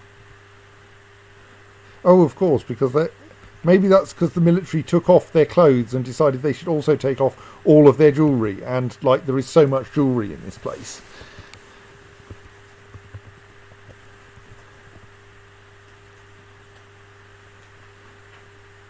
Right, so now the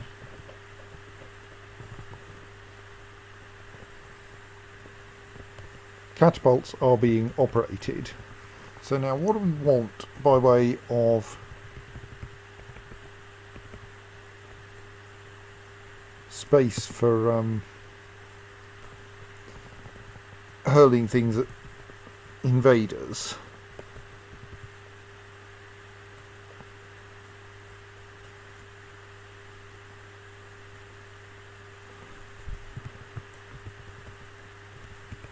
So ideally, I think we want was about 30 units of lead-in tunnel so that the arrows end up properly collimated, and then the actual target zone. And then if we're going to do this, if we do this with two ballistae facing in opposite directions, then each one can recycle the arrows that the other one fires at it. Is the theory. And so that would mean we want something that's at least 60 tiles long, which we've got plenty of space inside the mountain here to do that.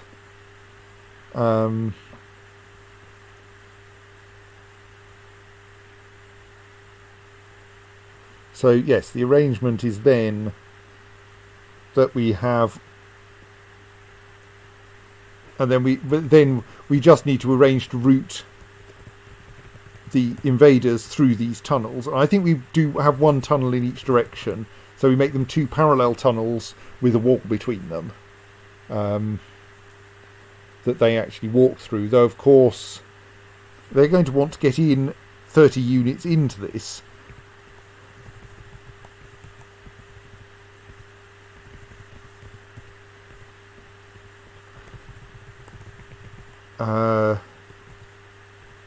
We know roughly what the range of a ballista is.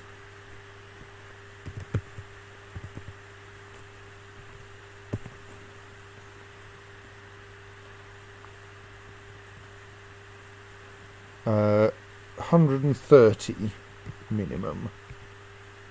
So that means we could do 30 units lead in, 40 units, 40 tile, or maybe 30, maybe for symmetry, 30 tiles, target zone, 30 tiles, lead out, catch the arrow, or rather, have the arrow slam into a wall and drop down a Z level so it doesn't break, and be picked up by the other by the people running the other ballista.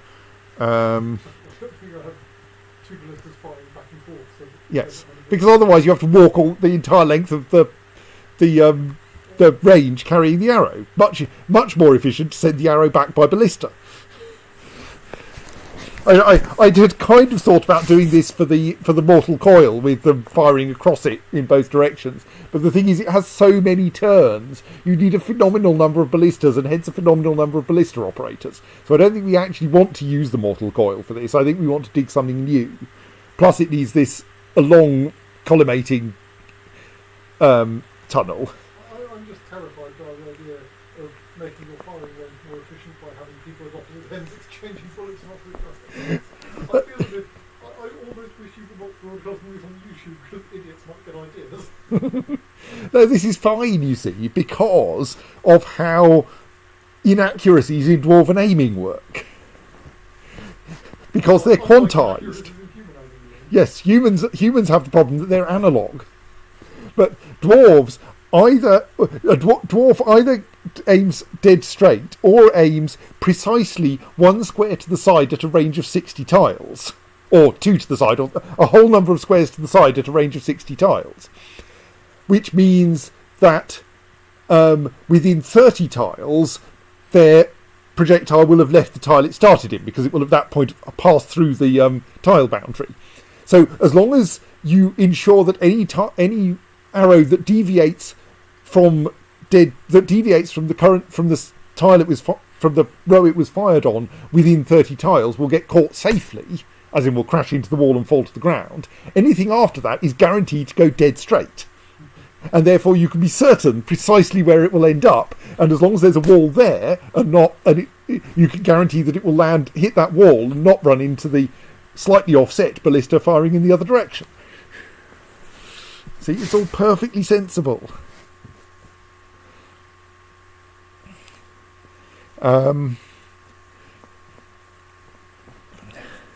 So yes, and this did appear to work in the last place when I built this 30 tile long corridor, and it took the dwarves a little while to get the hang of firing ballistae reasonably straight. But everything that they fired either went all the way through the target zone or dropped before it entered the target zone. So it does work.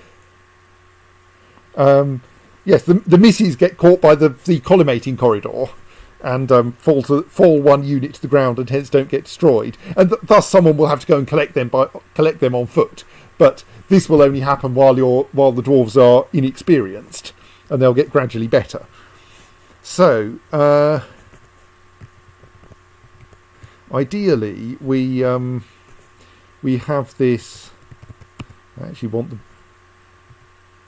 So how much space do we have north-south? 50, 60, 70, 80, 90. Yeah, our map is much wider than it is high.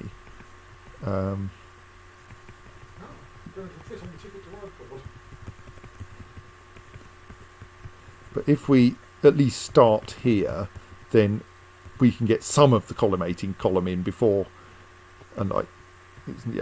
before the we can get some of the collimating column in an area where we don't have to dig a special tunnel for the invaders to get in. That is kind of a long way from our main base. Or I suppose we build it all the way down here and let them in here or further west. That might work. And that at least makes it reasonably close to the staircase.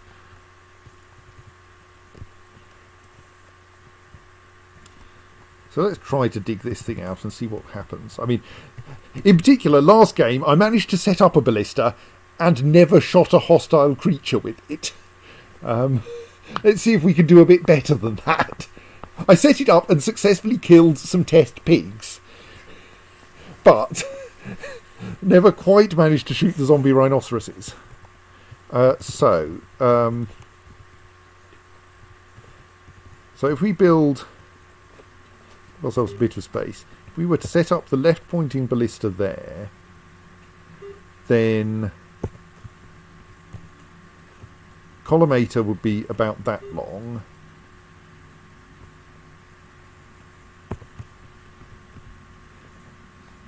Catching up. I think when got That's when you bend this. to. Okay, I just finished. And then say we had a bit of target corridor there.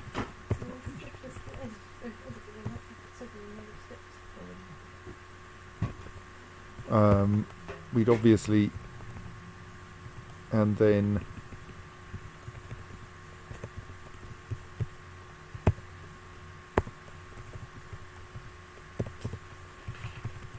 that. Hello, Eek. Well, that is at least symmetric. Only, of course, that's the catcher, isn't it? So we actually want to. The launcher will be down there.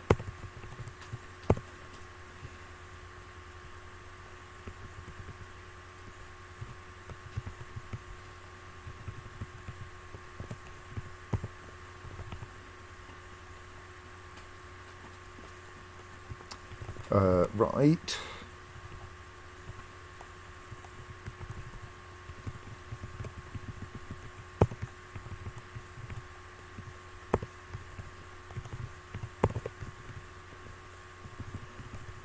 So that's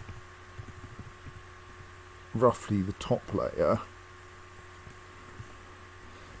Yes, Diziot, I believe that ballista arrows, like crossbow bolts, break if they hit a wall that's directly above a floor, but can fall if they hit a wall and fall a level, are perfectly safe. I don't quite understand. At least I think that's how it works.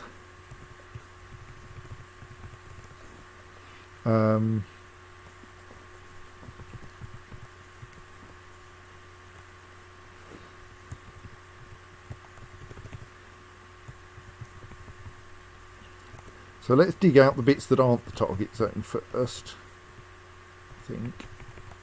Actually, we should just dig out everything, shouldn't we? Yes. We can always put walls in later.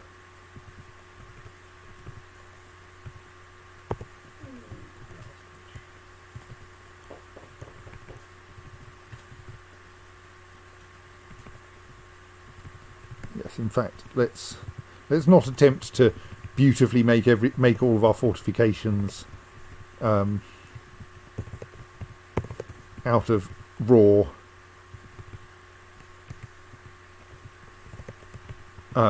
ice. Let's make out of natural ice. Let's make them out of whatever comes to hand. Let's rebuild them later.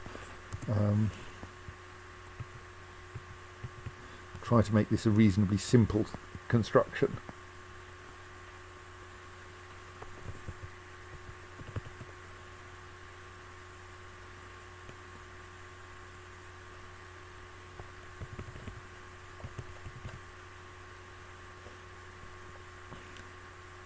Comes someone putting a convenient encrusted item into our... Thank you, yes.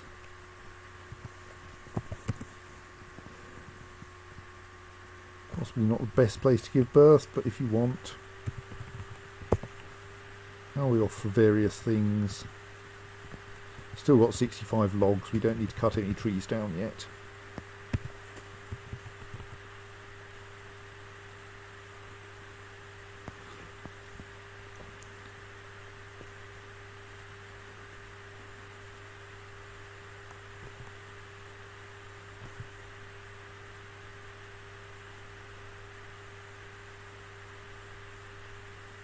So the target area does not get any channels dug into it.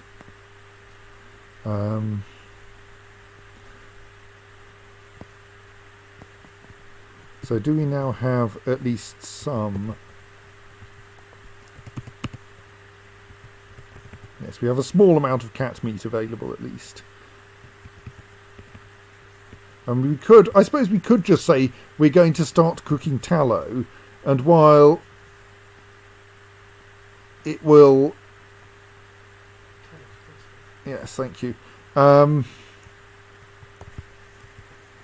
Because I think we can make food out of, like... Actually, we may need to have several kinds of tallow available, mightn't we? That will stretch the meat. And it's not like we have a shortage of tallow at the moment.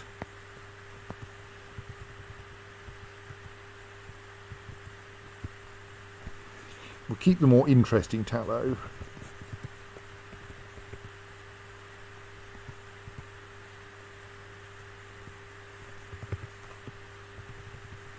So do we actually have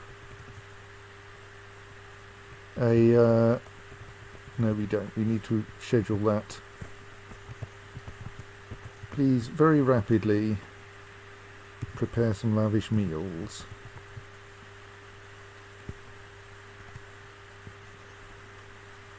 With the idea being that, all being well, you will make them out of a small amount of cat meat stretched with a lot of tallow.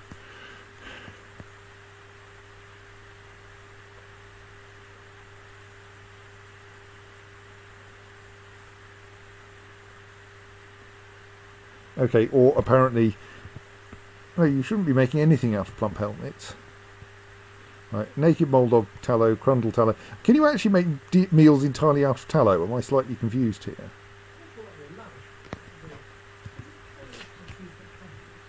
A very greasy meal. Yes, okay, apparently you can actually make meals entirely out of tallow. So that will...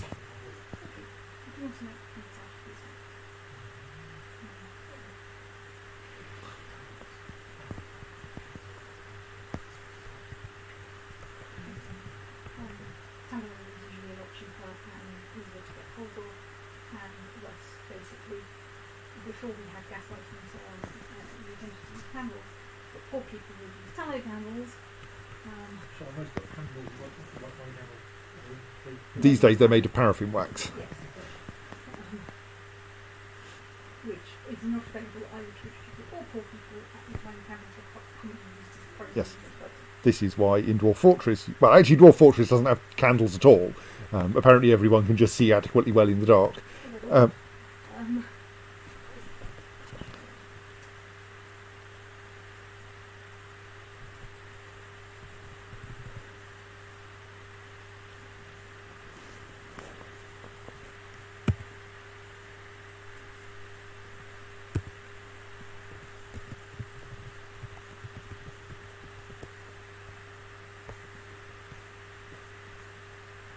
Why have I got 4 ballista components? That's not a very helpful number.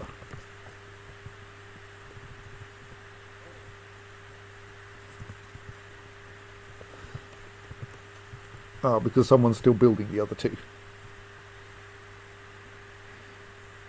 Okay, so yes, so it turns out we can actually give people meals consisting entirely of tallow, and, well, I was going to say they don't complain, but I'm pretty sure they'll complain. Who is this human and why are they unhappy?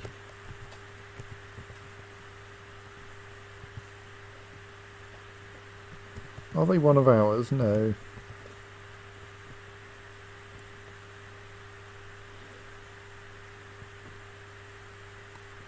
Yes, you've been away from your family for too long. I'm sorry, we've locked you in here because there's a siege on.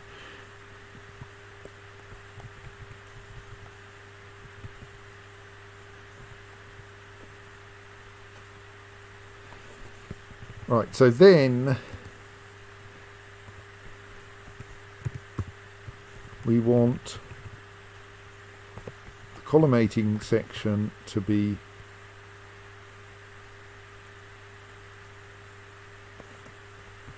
channeled out on each side, on that side.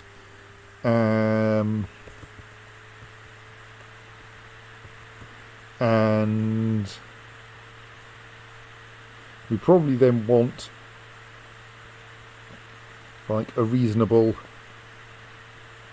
access route to it as well. We also want the catching area. See, for safety, let's also channel out the entire catching area on the grounds that if the dwarves can't be at the level where the arrows are passing through, they will probably be able to avoid getting shot by them.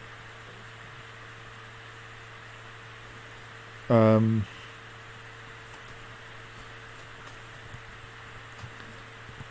we'll do the same on the other side once that's been dug out.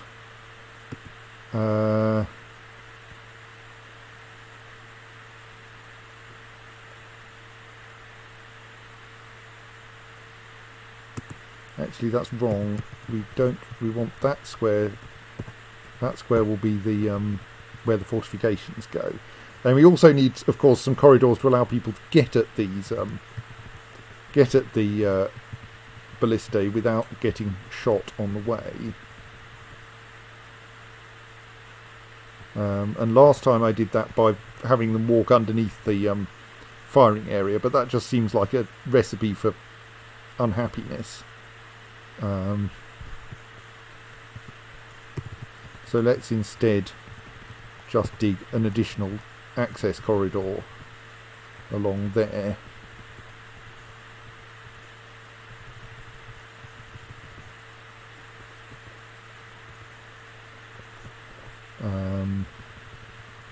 I probably actually just want to go underneath this, don't I? Or over it? No, underneath it. Rather than trying to go round the end.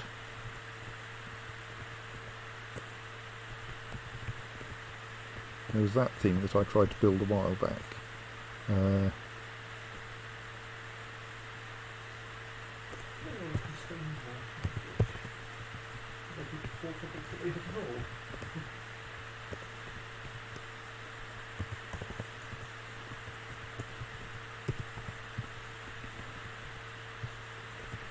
Like that. So that will be the route by which people who are actually operating the ballistae get to them.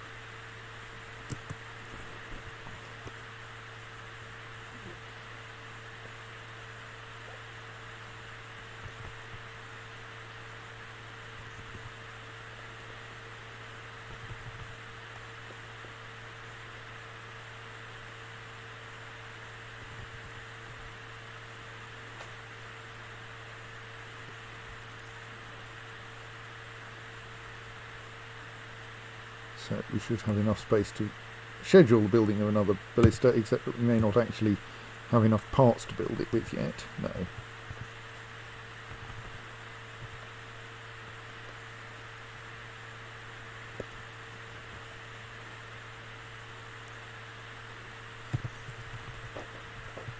Unsuspend that, it'll be perfectly safe. Well, it won't actually, but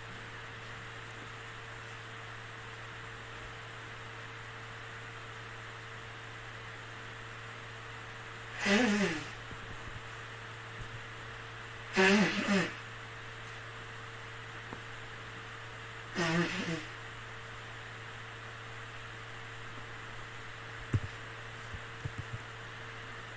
stick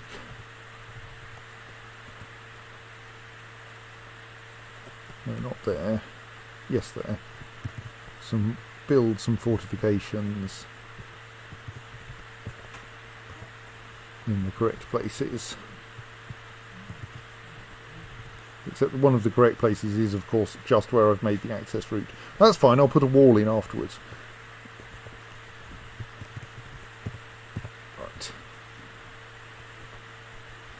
Right. Yeah, the problem, the ballista construction got suspended because the dwarf in question found that someone was digging underneath them on the way there.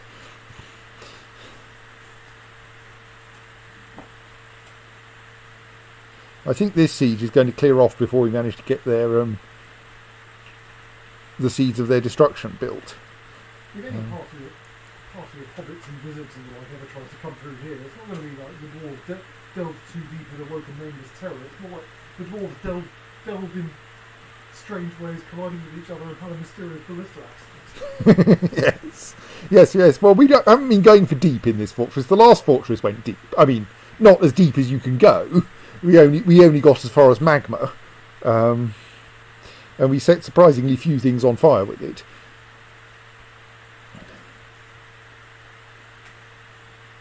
But here we're kind of living deep and coming up to the surface in order to do things.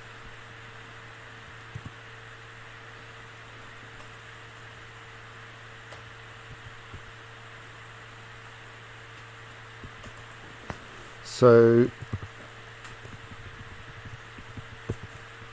we want to cut a channel there and a channel there.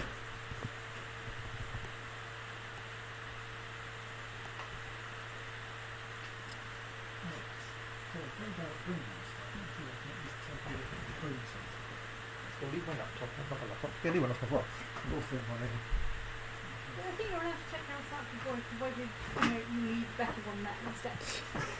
Everything's on there for tomorrow. I'm just saying, there's no such thing as a better laptop than one that actually.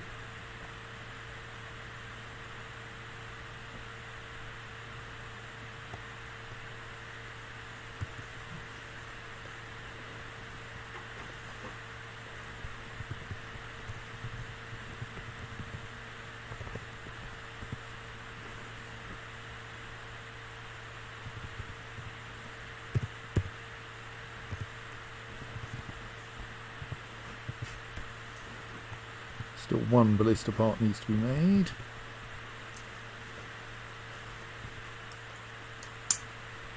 Right, good night. Good night. Oops, I paused.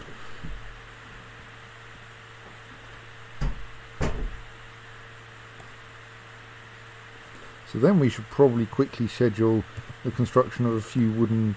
No, we've got plenty of copper. Let's make some proper ballista arrows because I think they'll work safely. Well, when I say safely, so that means I need to.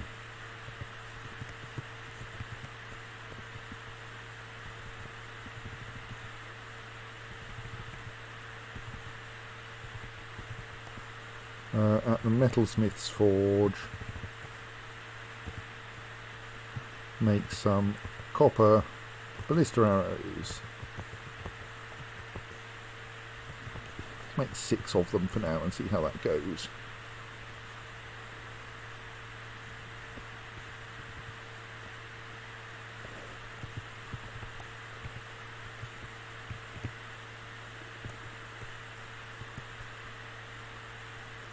You possibly shouldn't be firing things unless you're really good at it.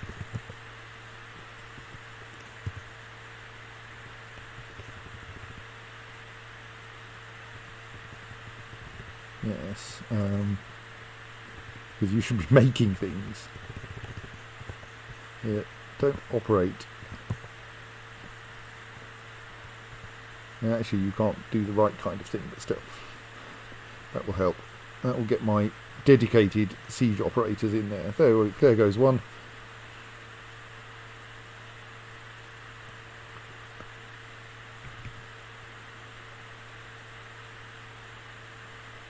Loading a catapult is the slow thing, it looks like. Right, okay, we may have a slight Ben has made it impossible to get to the right places problem. Oh no, that's just once that digging's finished, they'll be able to get in and out again.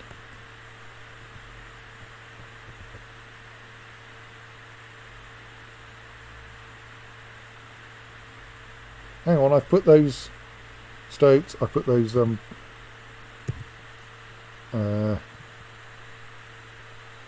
fortifications in the wrong place.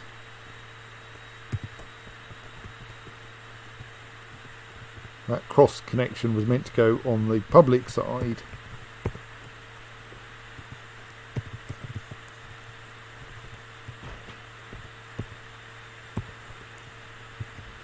Oh no, that's a flaw, not fortification. Stokes.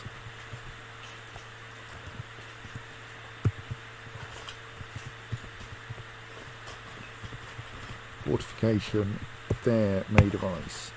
Fortification there, made of ice.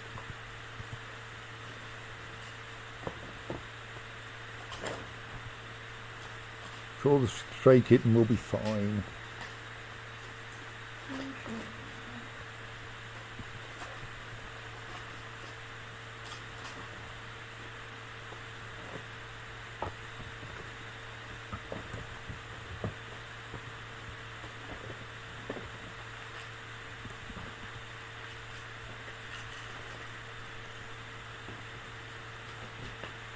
Someone needs to remove that one square of rock.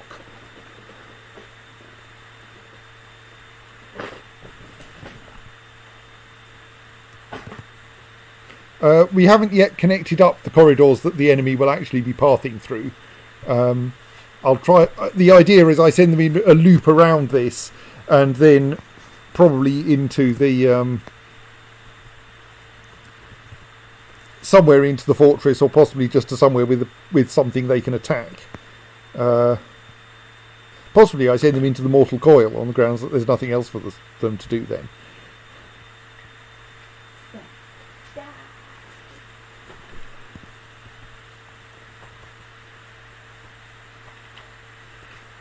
So it looks like we've lost one square of channeling there. That side looks entirely correct. Good.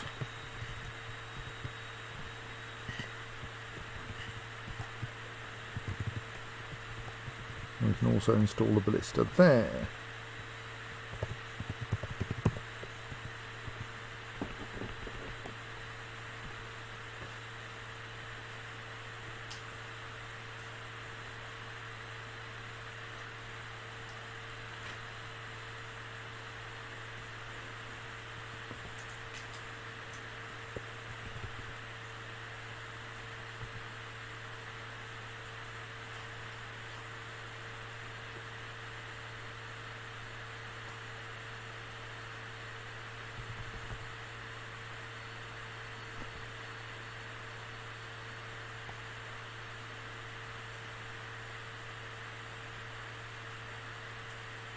And there, almost finished, is our first ballista. I think I actually want then to allocate a very small, maybe very small, possibly want to allocate a stockpile of ballista bolts. Dizziot asks, did I sort out the food situation? Yes, I remembered we can eat tallow. And oh boy, have we got tallow. They will not be happy dwarves, but they will be nourished.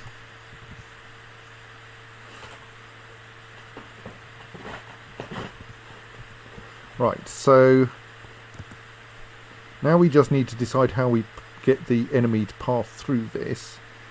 I think if we could have them come in through this convenient dip in the ground above and down to here, and then send them... Which direction? Or there would be a yes. Can we get... No, the surface is quite a long way away elsewhere. And then we can send them in a loop around there, and then possibly allow them to go downwards.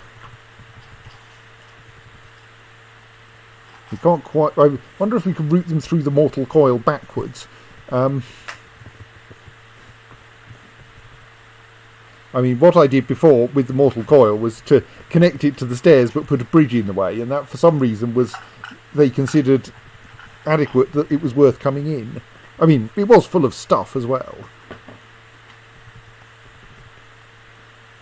So, I mean, one thing to try is just to provide an entrance into this area and see if they come in there.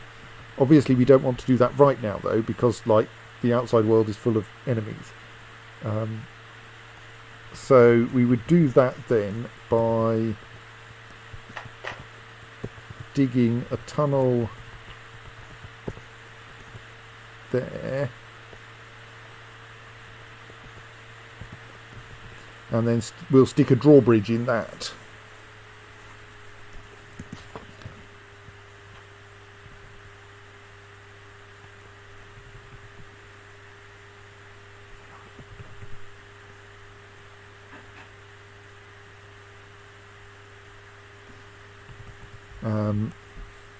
And then we can... Yes, we haven't yet built enough, but any...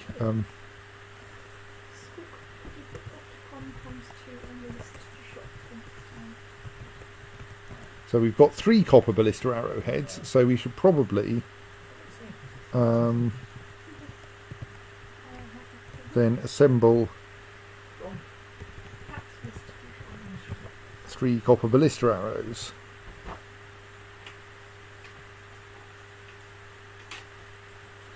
So then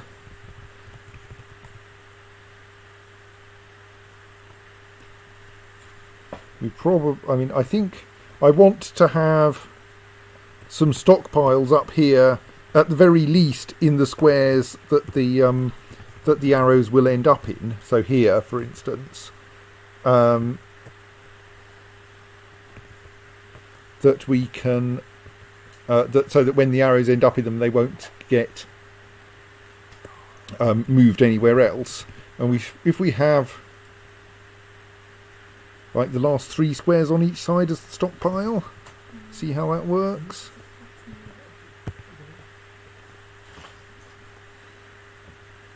Siege ammo. Is siege ammo a kind of furniture?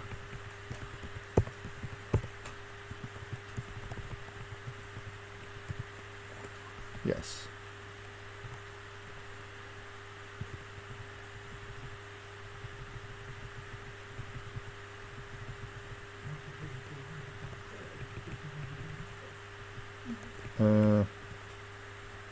I missed ballista arrows. Ballista parts.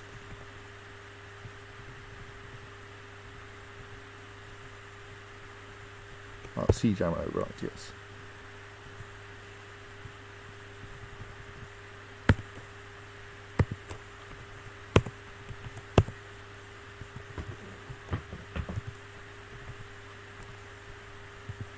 No. Not that one.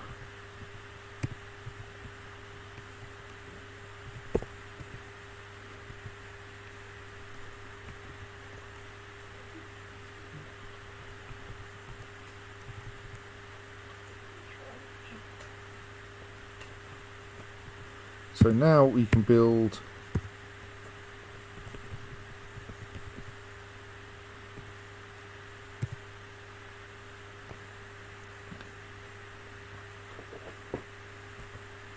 a perfectly ordinary ice drawbridge there.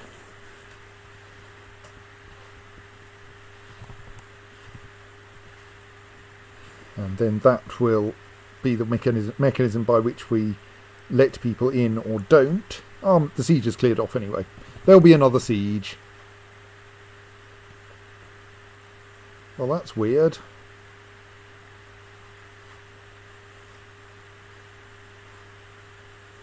Forgotten beast Isa Rupola Nula has come.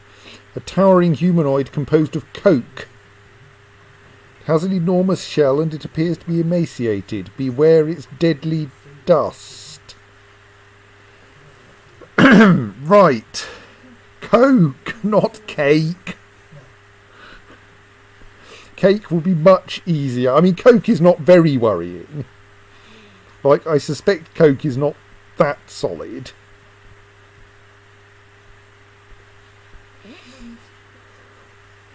No, not that kind of coke, pink beast. Nor that kind.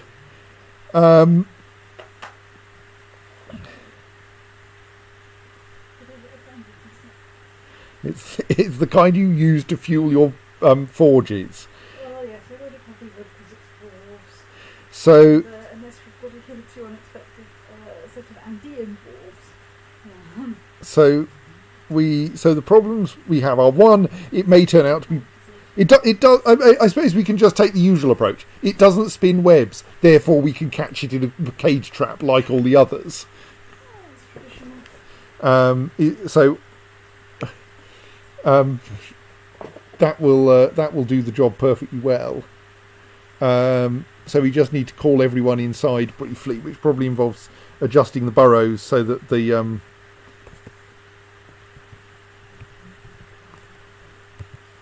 no, that's fine. So that the everywhere is actually inside the fortress.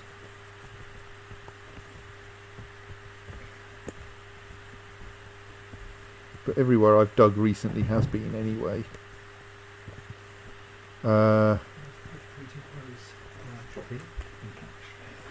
My hope is it won't be able to sneeze deadly dust once in a cage. We'll find out. Maybe I should make a glass terrarium to be on the safe side. No, I'm not going to try that. Maybe I could do that. Might be safe.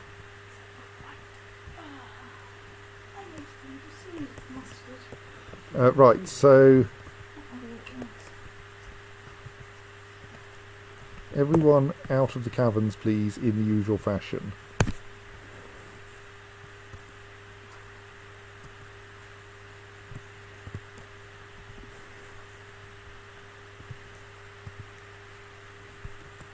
I will be watching the Forgotten Beast closely, because it's quite close to my fortress.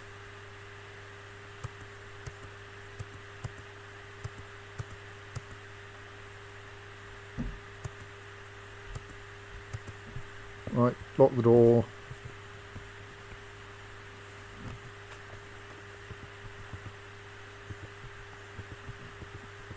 Sorry, anyone who was outside, you didn't get as much warning as usual.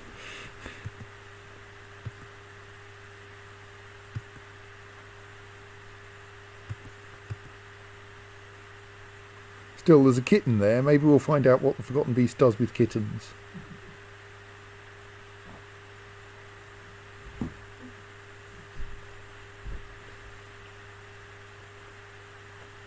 Well, so far, now it's just standing there. Oh! That was quite exciting. I think it just exploded deadly dust at the kitten. Where's the kitten gone?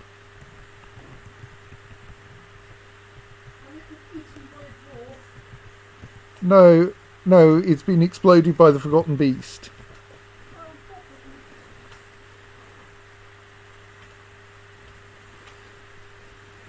So the urns of burying, as the kitten is called, as the Forgotten Beast is called.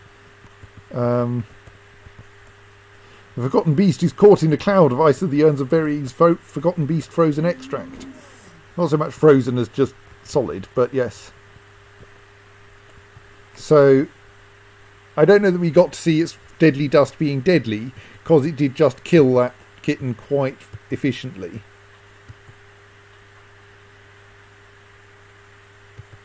So if it's going to wander off again, we might have a quick check of whether there's anyone out in the caverns who needs to be let in.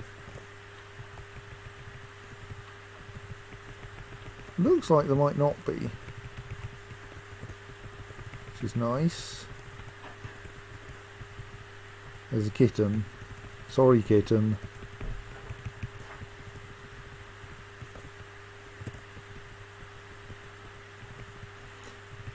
And the pond grabber. Maybe the Forgotten Beast will successfully kill the pond grabber and we'll get some more wildlife.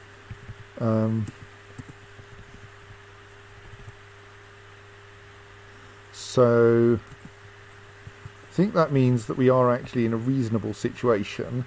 Last time it seemed to help if we stuck an animal down here. The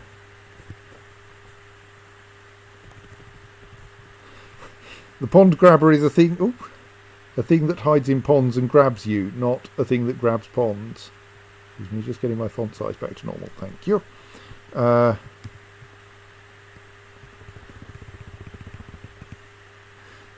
No, I will not use a Forgotten Beast as bait. Actually, kittens have become traditional. I will stick a kitten in as bait.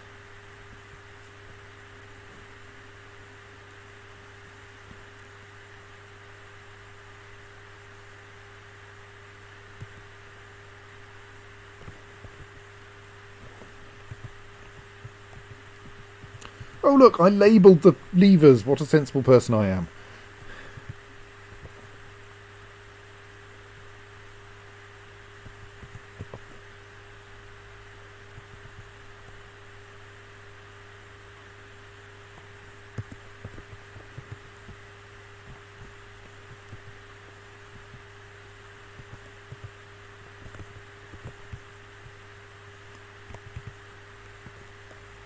So, lock the access to the Forgotten Beast trap, pull the lever that will allow webs into place.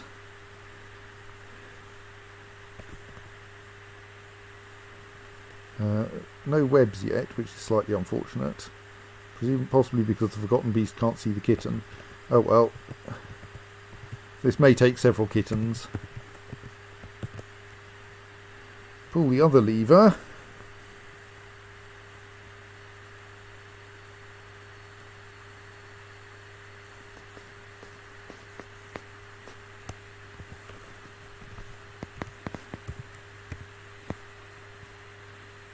Watch the Forgotten Beast as it goes, aha, I smell kitten. And then considers its situation. Do I also smell another Forgotten Beast?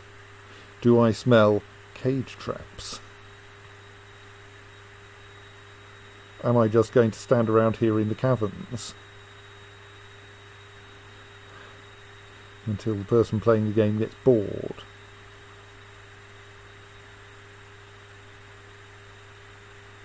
Oh, we could open the front door, couldn't we? Oh! Well, that was exciting.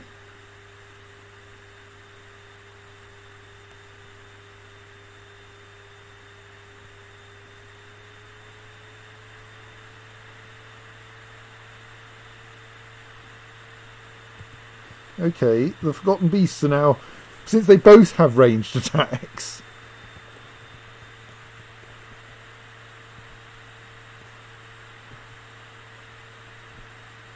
The Forgotten Beast now has an extra name as a result of killing so many kittens. So, how's my other Forgotten Beast feeling? Though uninjured. I'm kind of slightly surprised that it hasn't got any record of any combat.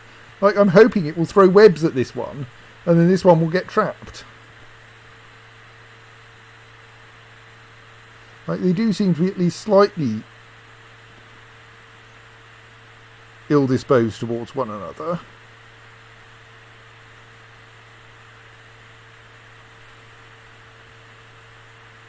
Aha, we have some webs.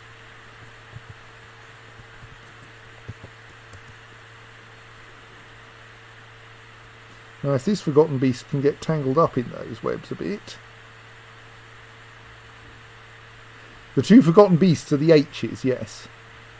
They are an iron humanoid and a coke humanoid. So from those we can make steel. Or maybe not. And one of them spits webs and the other one spits deadly dust. There seems to be a bit of a standoff at the moment.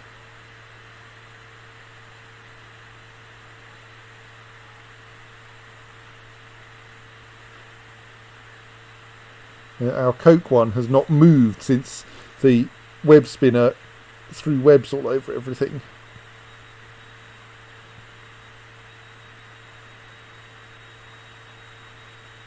Yes, I appreciate that the stray kitten has been missing for a while. Meanwhile, let's see what else is going on in the world, because I shouldn't actually get horrifically distracted by...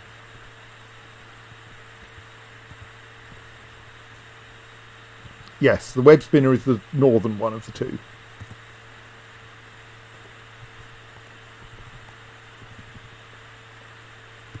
Right, so that bridge has now been built, so we probably now want to build a lever to operate it.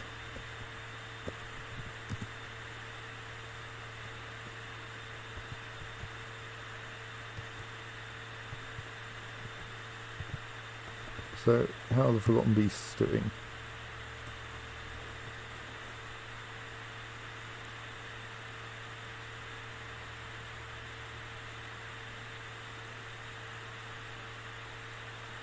Come on, move! I mean, admittedly, there is a square you can move to where you won't... Yes!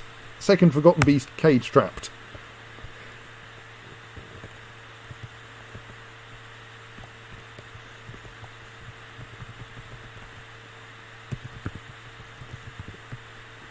Right.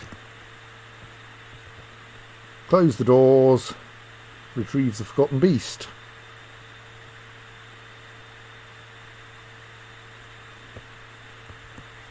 Actually, also unlock those because it's now perfect. Well, actually, no. Let's get the hatches closed. Right. Unlock the front door, or back door rather. Actually, unlock the front door too, in case the elves turn up.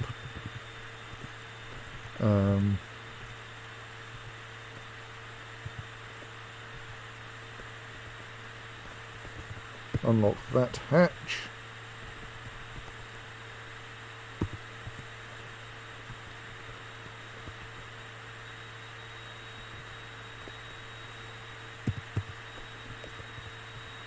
And put the Forgotten Beast in the zoo.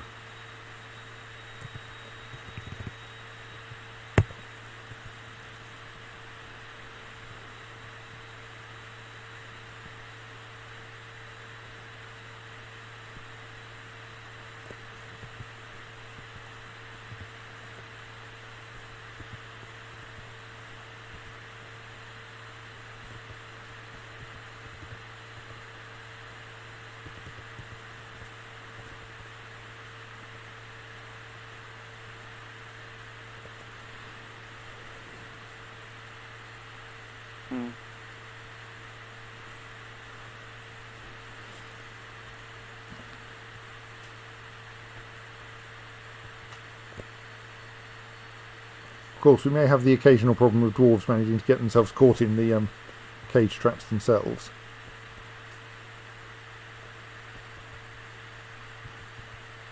We managed to do that last time.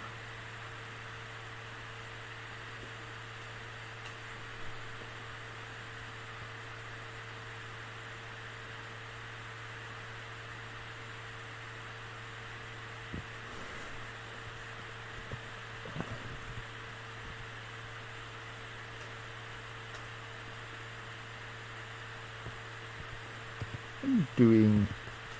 Right, you're trying to load a ballista with that, are you?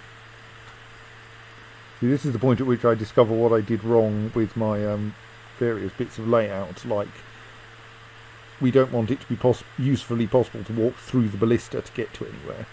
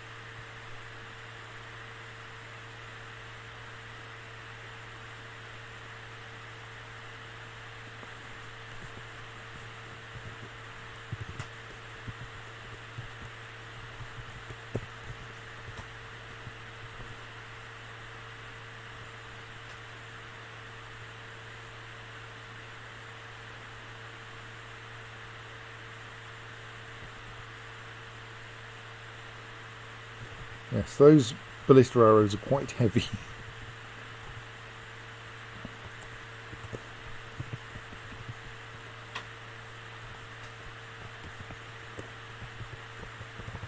Sadly, you can't set a ballista to only use arrows from a particular source.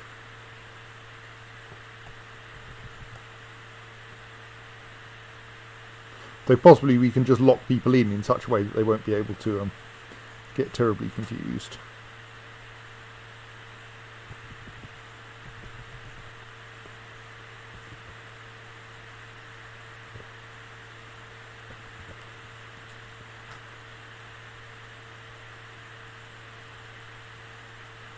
Right, so that's that.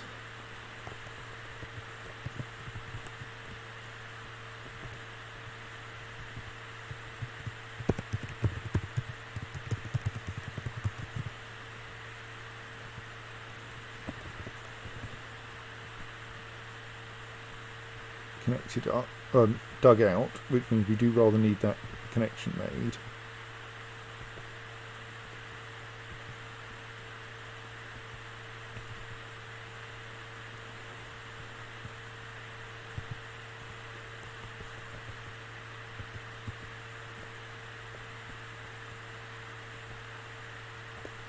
What is going on in that library?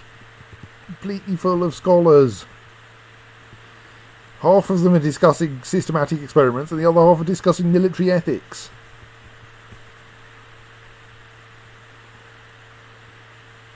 We've got 2 dwarf scholar necromancers.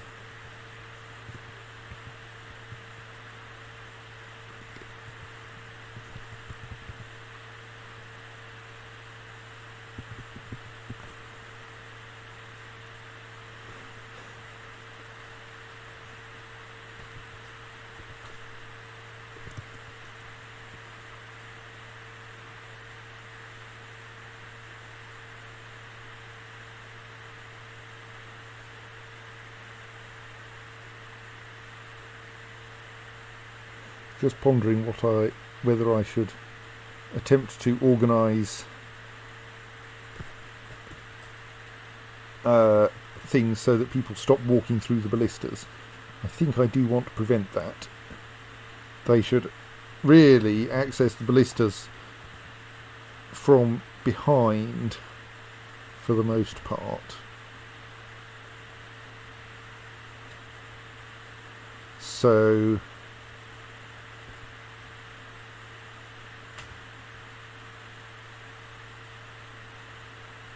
I think actually it may not be too dangerous if I just set up another fortification. So I suppose the problem was that someone picked up the arrow from this ballista and took it down here, and that could take them through this square, which is a very dangerous square to be in. So that mostly means that, yes, I don't want people accessing the ballista through this square if I can avoid it. And I also don't want them thus walking down there. So we probably want to build a fortification straight in front of the ballista. And that will mean that no one ever has a reason to walk straight in front of it.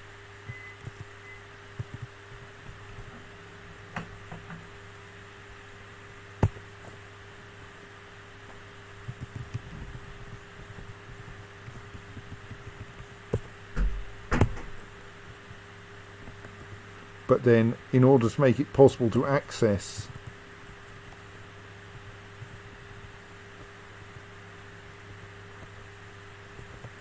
that area, just in case we need to, we should dig a quick corridor through there, and similarly through there.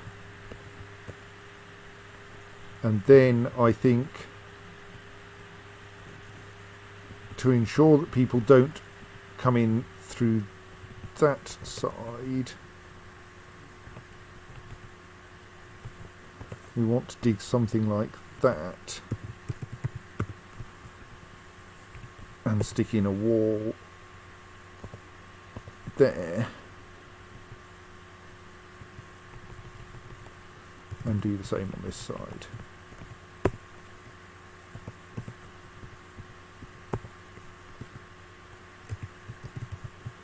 And this should make things a bit safer.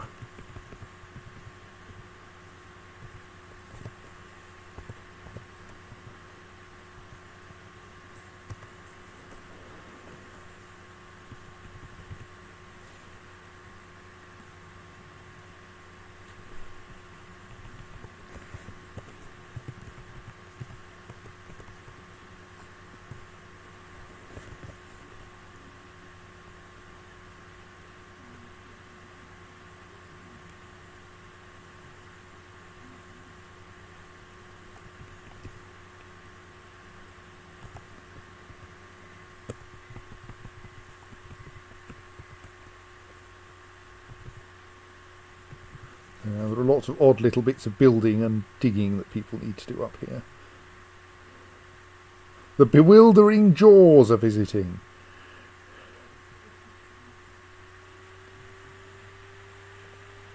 Wonder if we could use them to test the ballista.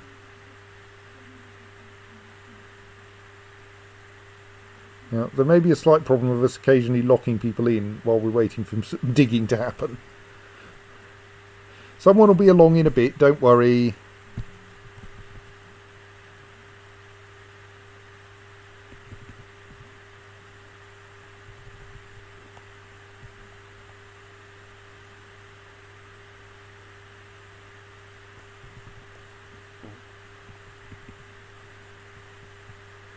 Yeah, we seem to have a bit of a problem with that.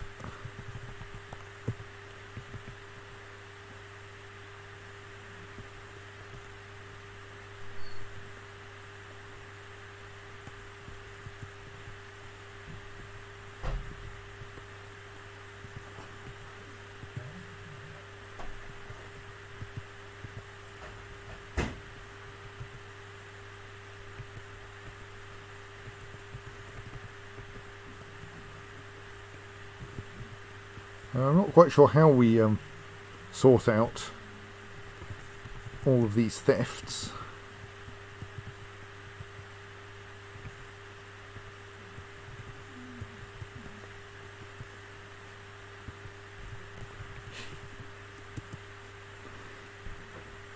Right.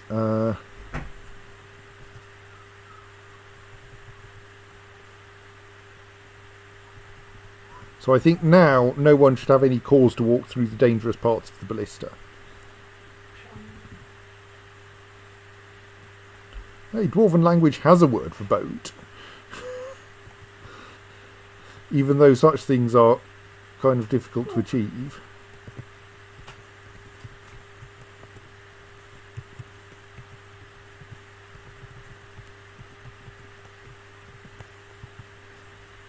Right, so I think, yes, that ballista... Ooh, right.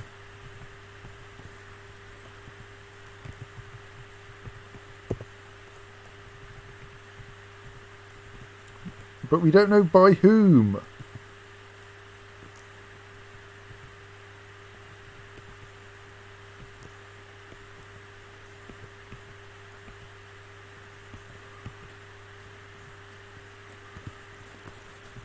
I can interrogate anyone in the fortress, but it doesn't seem to help me.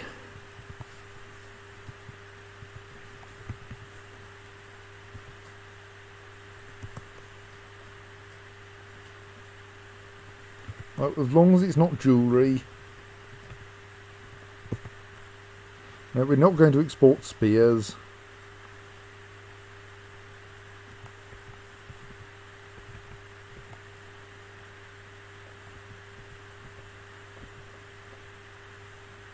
We might actually have reached the point where there are no webs to collect.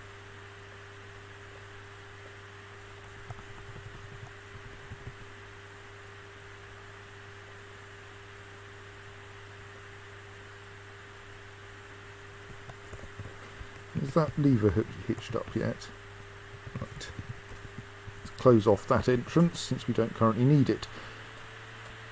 So then there's a question of whether where and whether I connect the that access route to the fortress.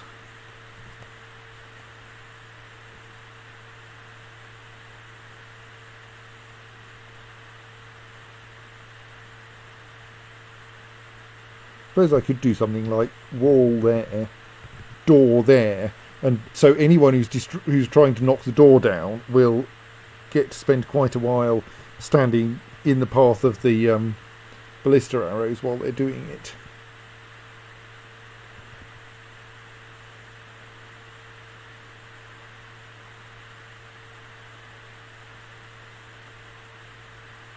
Okay, you weren't coming along to build that wall for me.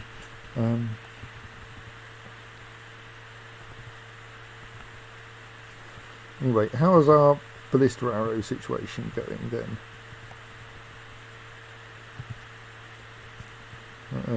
Actually, is the...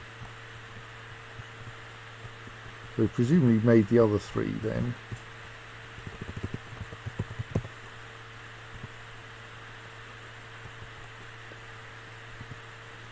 I mean, copper arrows are not going to be the most useful thing, but we're going to be a bit limited by what metals we have.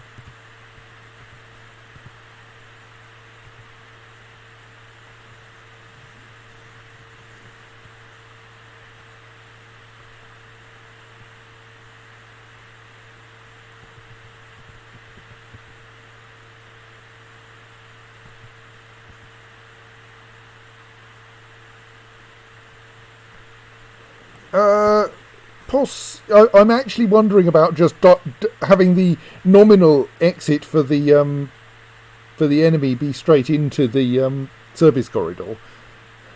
But like, if I don't want to do that, I can send them in a different direction, to send them down, for instance. Because if I put a locked door in front of them, they'll spend ages standing in front of the locked door trying to knock it down, and either at that point I've got people staffing the ballistas, in which case they'll get shot, either the targets will get shot, or I haven't, in which case we may as well have a drawbridge that will seal them off from the rest of everything.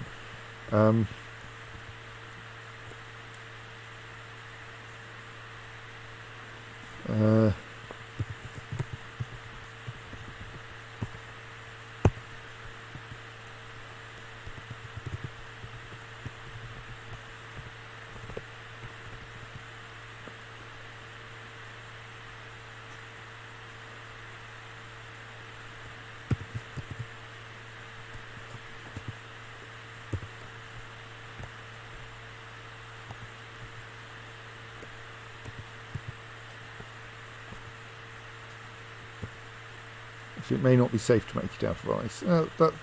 We're right on the boundary of the ice and rock layers here.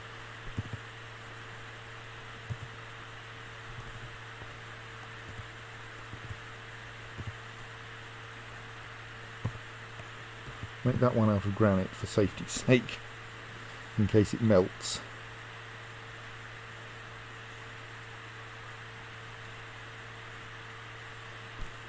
So where are my ballista arrows?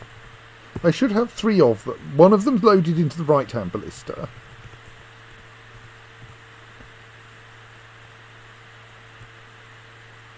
I appear to only have 2 copper ballista arrows. So the yellow one is still sitting in the siege workshop.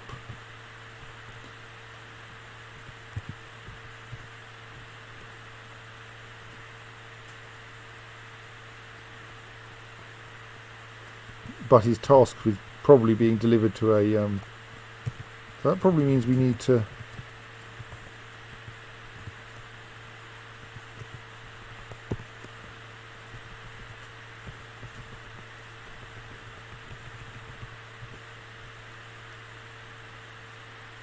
Now, do the ballista arrowheads appear in here or in somewhere more bizarre?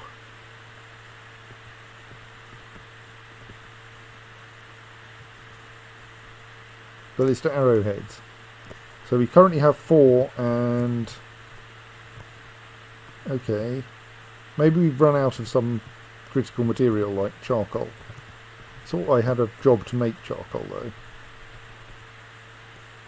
We've still got 11 charcoal, so why do we not end up with the correct number of...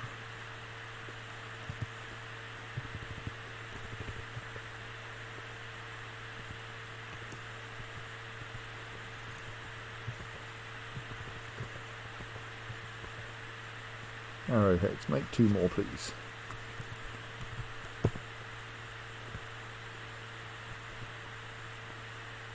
We have got some iron, so we might be able to make some more. I think we may actually want to cancel that fetch.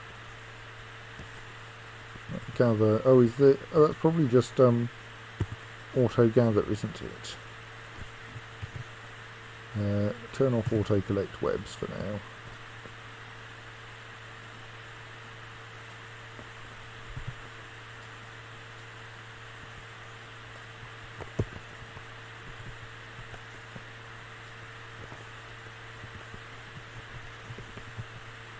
Should also remove some of the dead things from the...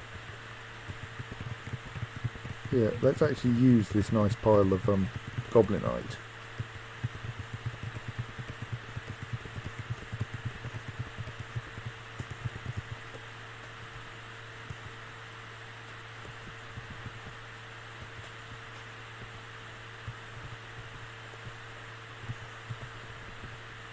But we should also dispose of all the bits of goblins that are lying around, because it's not nice to turn up somewhere and find it's full of dead goblins.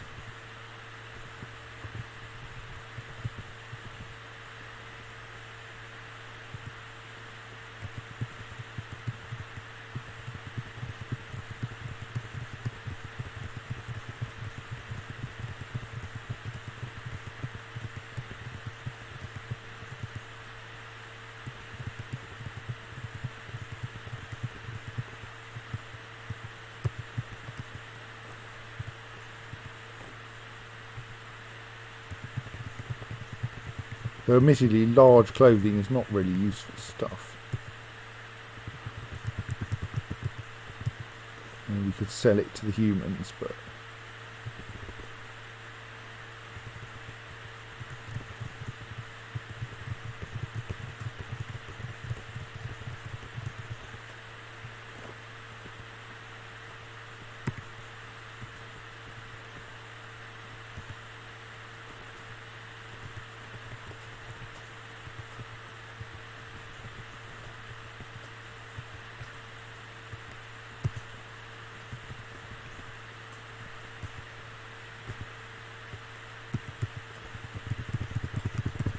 quicker to go upwards because then I don't have to keep pressing shift.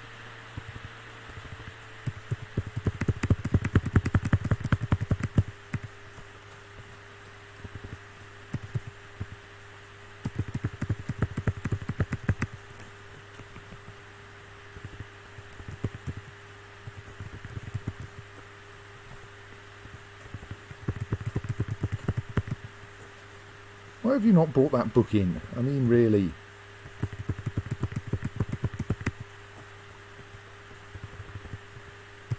Got nice books out here. Why are people not putting them in the library?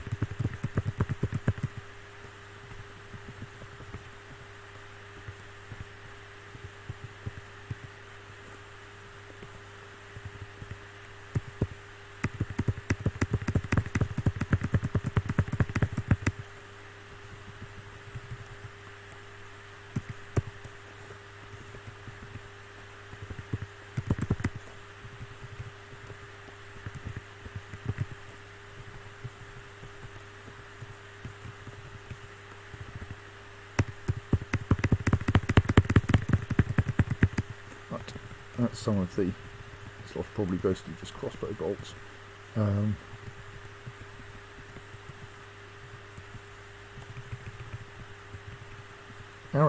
Iron arrows are probably worth melting down for the iron. Not like we have anyone who can understand bows anyway.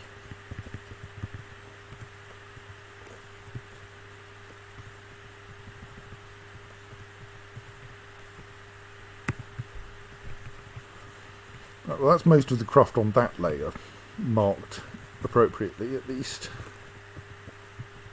I think most of the death happened on that layer.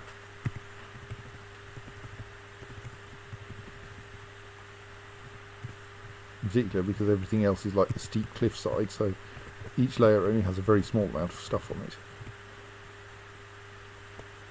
Including apparently a random limestone door. Oh right, yes, that was one that I made for the summer house.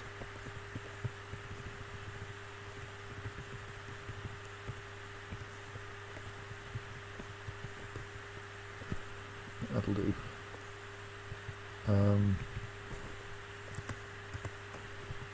This is still being adjusted.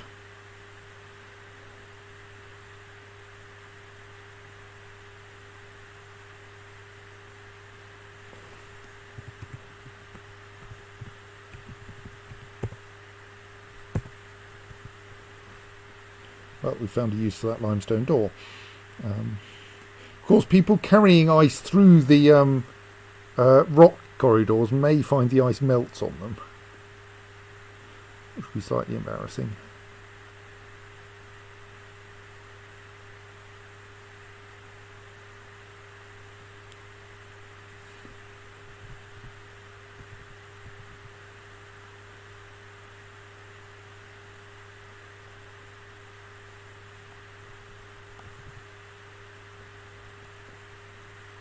So we're just setting up those two drawbridges, which will be the, like, emergency, oh my god, they're actually going to get into the fortress, shut off.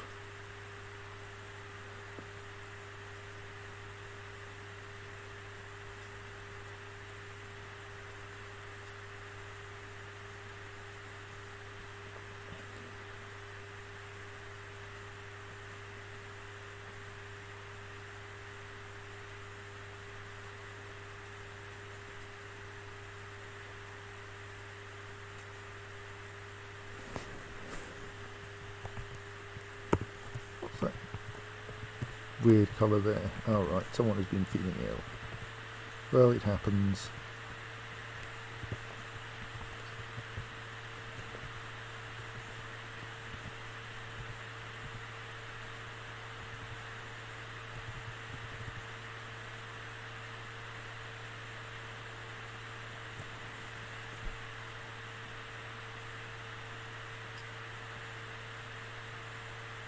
So we're going to need another lever, which means we're going to need more mechanisms, aren't we?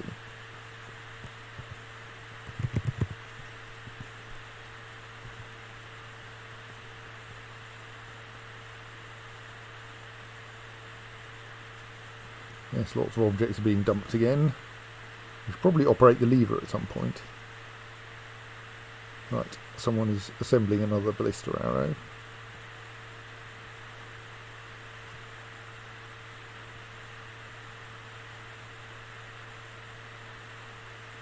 I think we might want to have put wheelbarrows on those ballista arrow stockpiles. And we should ban siege ammo from this stockpile because it really isn't helpful to store it down here.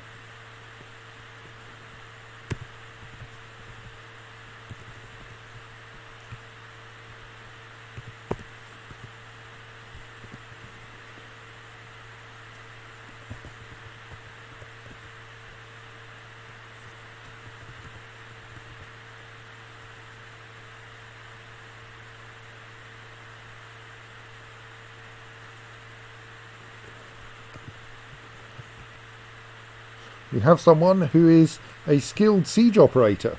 Pretty sure we didn't have any of those when we started today.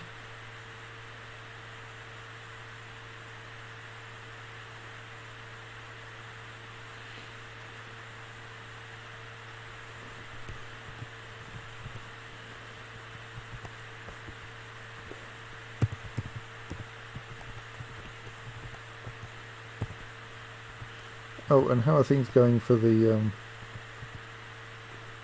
in the zoo? Has anyone been hit with deadly dust? Doesn't look like it. Good.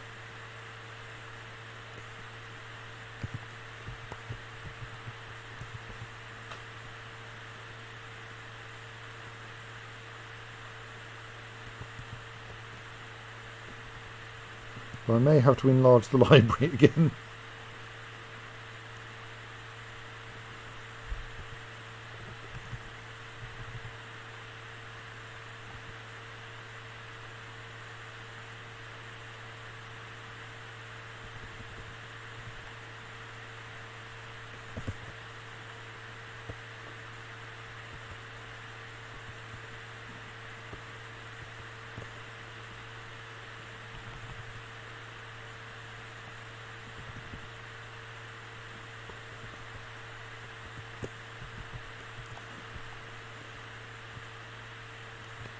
I think it should be safe, and I'm going to try this, to fire that ballista. No, it shouldn't. Sorry, don't do that, Ben. Not safe because we haven't sealed off the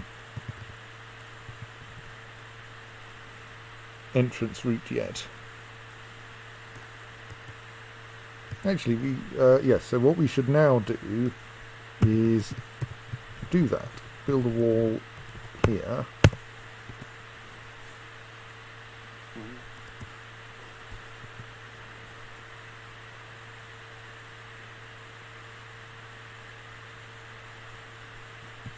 What are you doing? You're probably going to pick up that object from the corner of the ballista.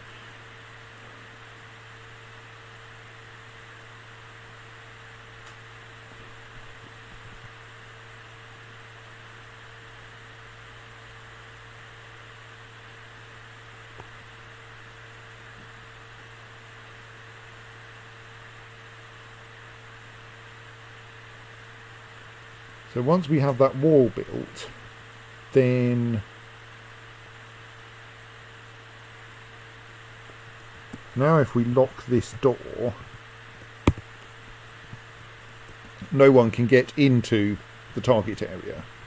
So now it should be safe to fire that ballista.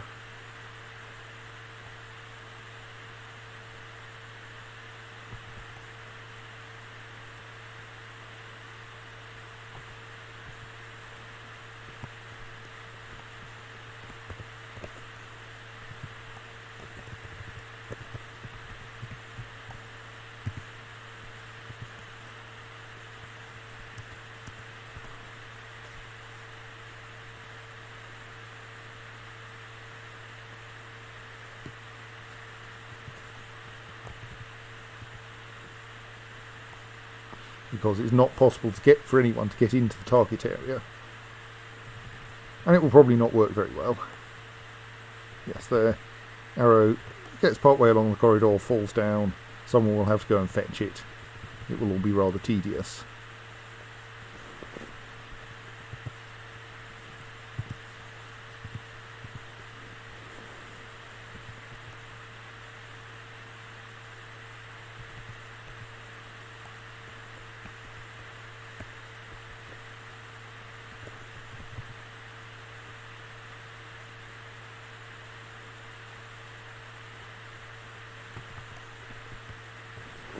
So that can now, that lever, I need to make more entirely because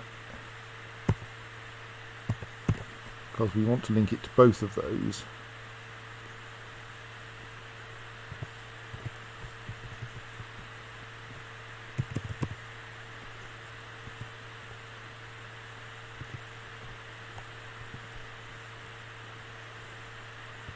Right.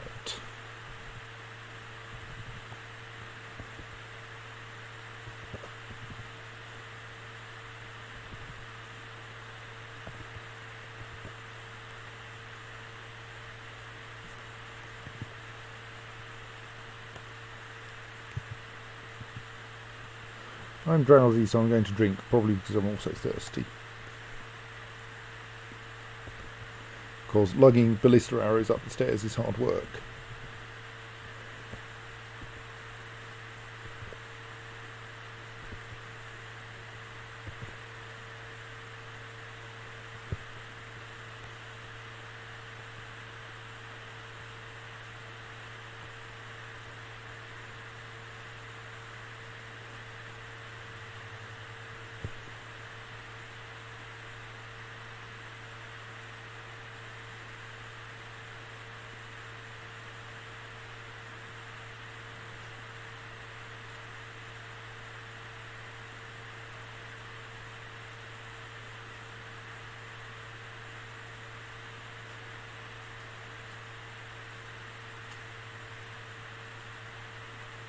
Incoming!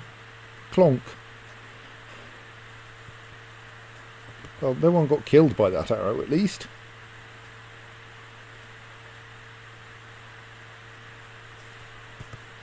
Though I think I've found another reason why we need yet more fortifications. Because someone just walked through the wrong side of that ballista to get into down there.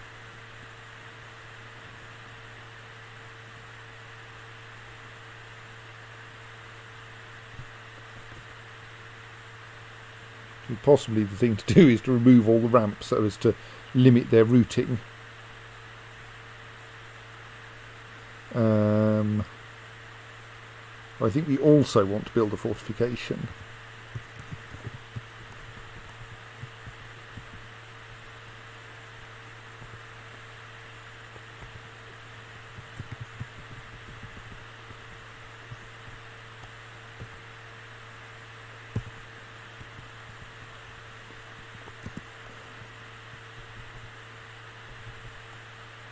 I mean, you have to be quite unlucky to get shot by a ballista while walking through it.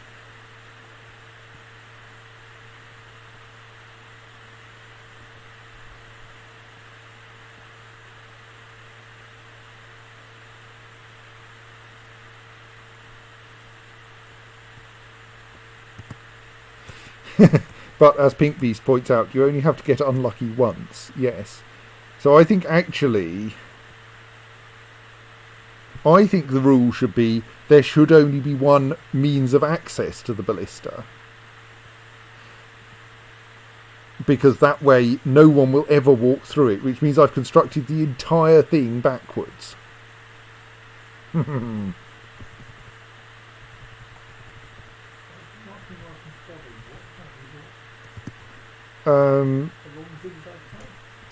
Partly.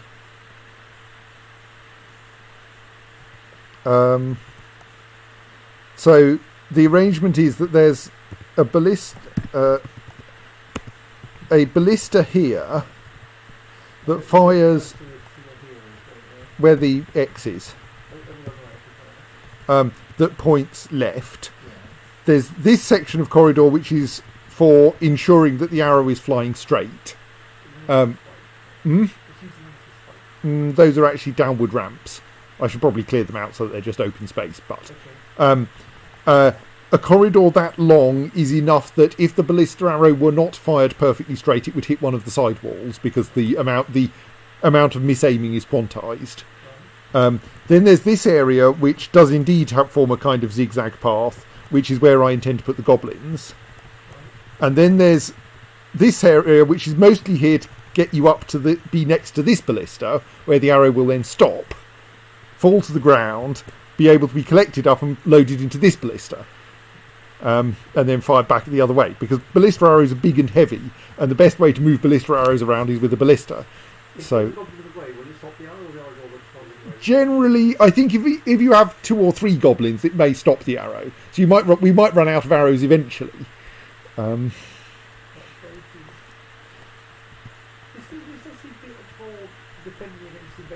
Yes, well, the last one, I think they all just got eaten by the zombie rhinoceroses.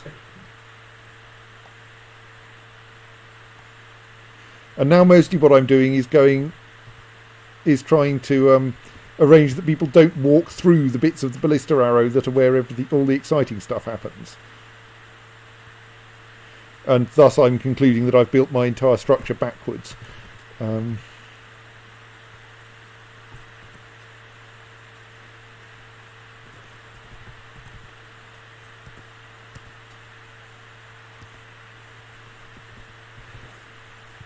So what I should do is start digging out the correct structure.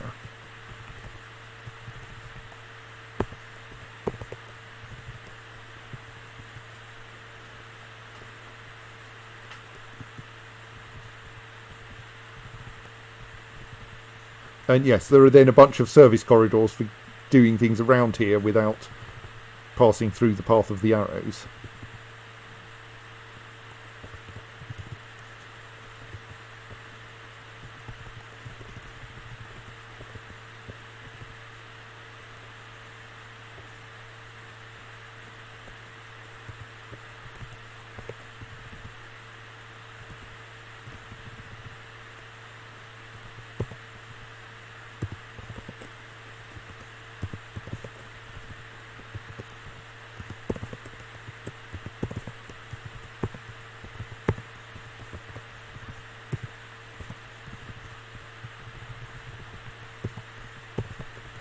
Right, so that way, once all this silliness has been constructed,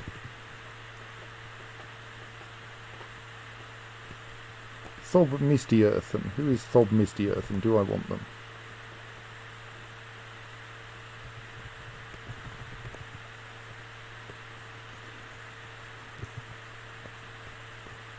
We don't know very much about her. I'm not generally in favour of random people spending too long living here. Sorry.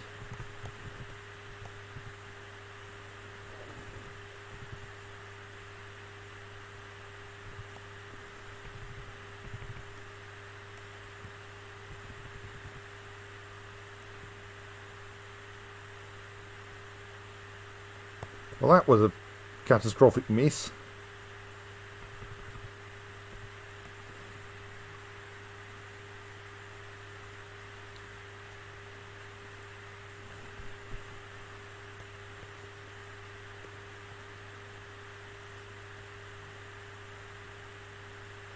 Whee!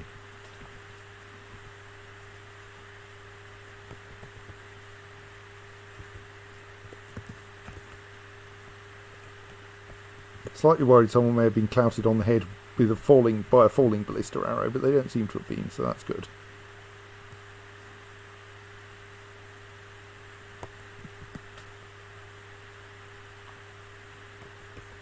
It was not such a good shot.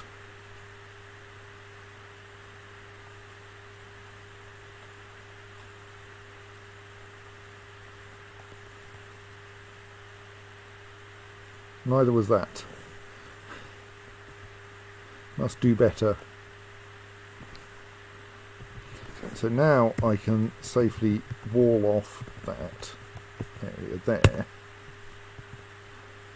And then the only way you can get into that ballista is along this corridor.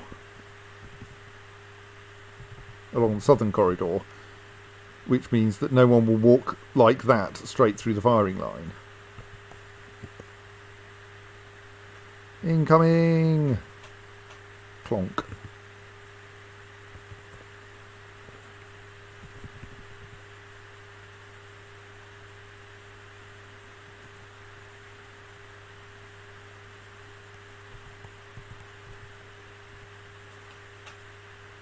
There's someone strong. No one else can walk at that pace while carrying a ballista arrow.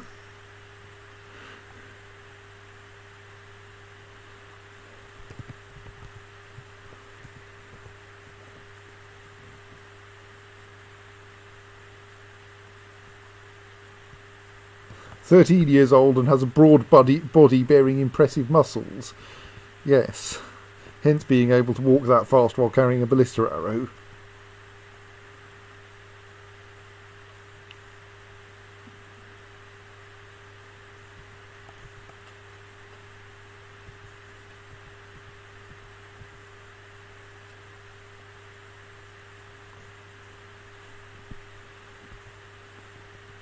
Yes, possibly secretly a vampire. Don't know. 13 years old, which makes being a vampire a bit difficult. Right, now we can wall off this corridor as well, and thus make both sides safe.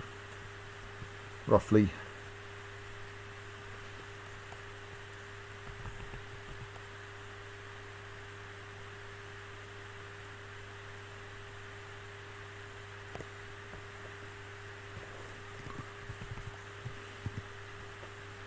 Proficient siege operator at 13 years old.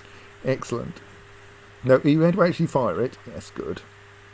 Twang. Are these firing repeatedly or putting something down? They just fire repeatedly. The siege operators are not like any good at choosing what to hit. They just repeatedly operate their weapon. If it's a catapult, it mysteriously hits things if there is anything standing in front of it. But ballista arrows just go in a straight line. Right. Well, I think the magic hurling ballista arrows back and forth system is doing quite well at not killing people. It's going to take a bit of practice before it's working really well.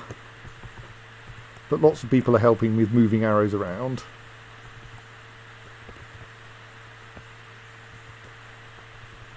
Some people are taking arrows from one side to the other, which is not the most helpful thing ever. But they'll probably get better at this once. What? Where are you going with that arrow?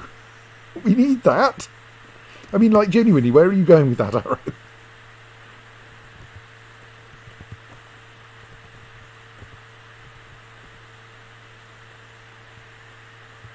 You're trying to load the ballista. Okay, I was picking the wrong person. Oh, you were crossing over the thing. Okay, that's fine, yes. You're expected to do that. Well, I did have a thought then that wandered past my mind, which was to name the ballistas. Only yes.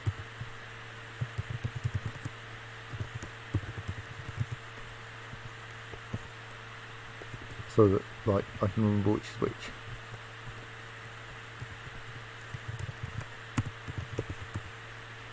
Right.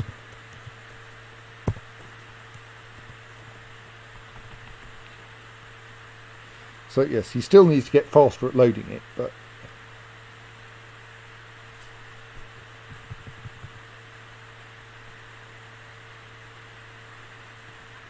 that seems to work.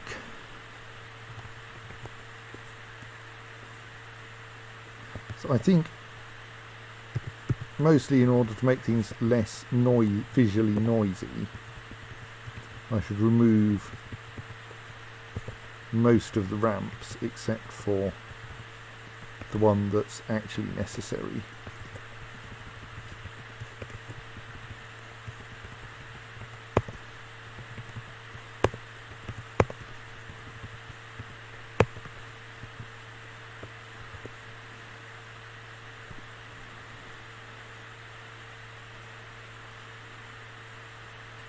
Stop stealing the other. I suppose if there's only one of you operating a ballista, then there will be a slight tendency towards all of the arrows ending up at one end. That suggests we need more siege operators, doesn't it?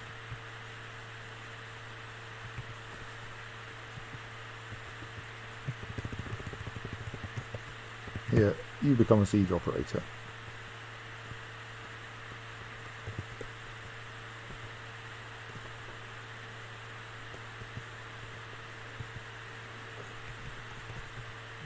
the ballistas can listen at the wall.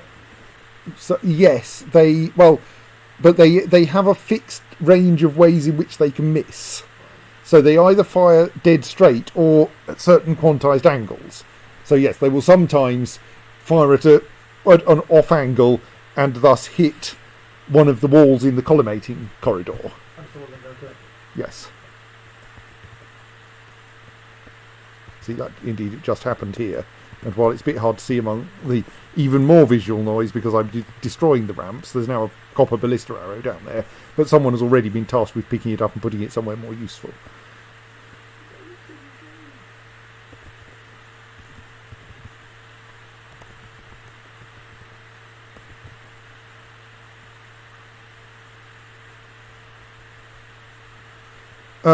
So Jacob, at the moment, I don't think I can actually force the stockpiles to be attached to a particular ballista. So, because we don't have quite enough siege operators, or didn't, I've just allocated another one. People were occasionally lugging arrows from one end to the other. But since each stockpile is adjacent to a ballista, the dwarves will tend to use the one nearest to the one they're trying to fire. Tend to.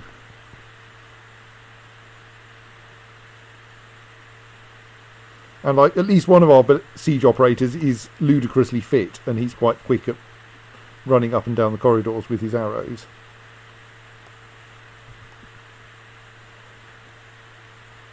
The others will probably get fit once they've hauled ballista arrows around enough. Right, so those corridors are now looking slightly less weird.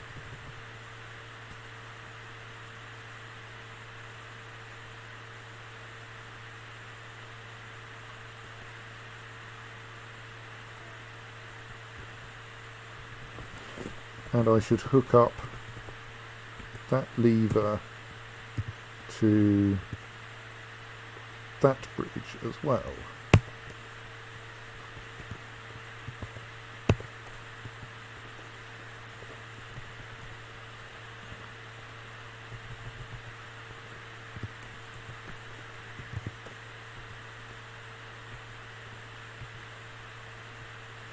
Right, I think we need yet more ballista operators.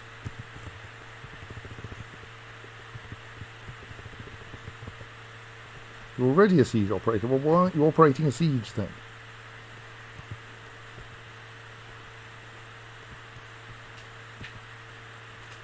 Surely there should be 2 people currently operating siege engines, and only one of them currently seems to have an operator.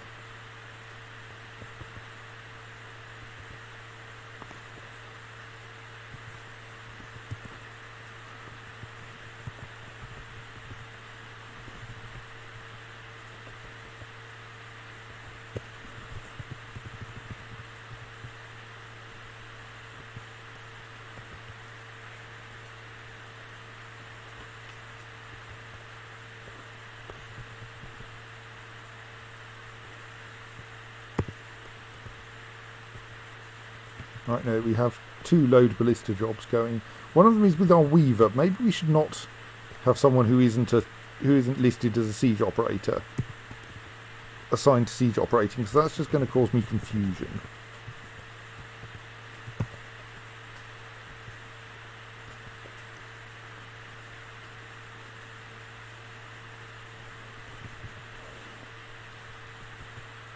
I mean, you can finish the current job if you want, but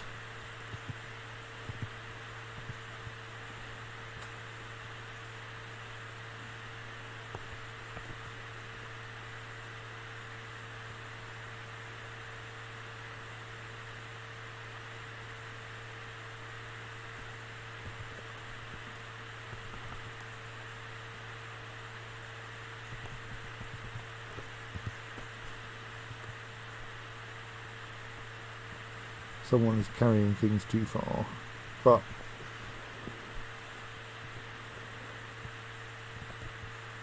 there wasn't anything in the correct stockpile, so they will occasionally have to go to the other end to fetch something.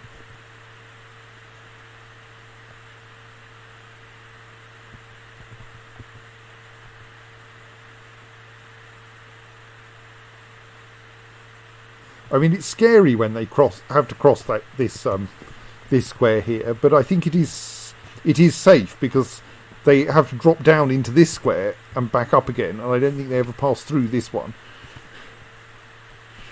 So I think it's safe.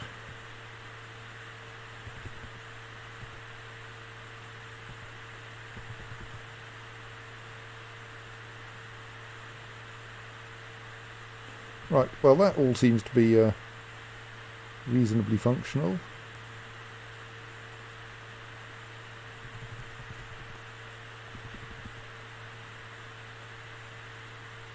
We just need to get enough siege operators that we can... oh dear, that one didn't work very well.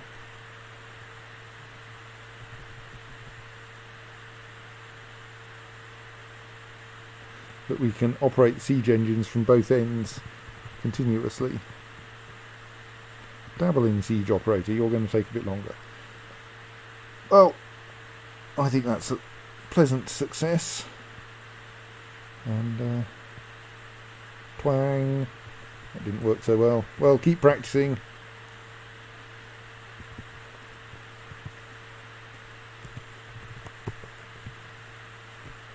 So we currently have 3 copper ballista arrowheads, which presumably don't have arrows attached to them, so we should get someone building those into proper arrows, because only having 3 arrows is a bit embarrassingly small. Right. Now we just need another siege.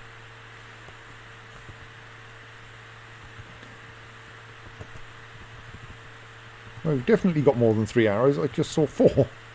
Excellent. I'm clearly terribly confused about how many arrows we have. This is not really a problem.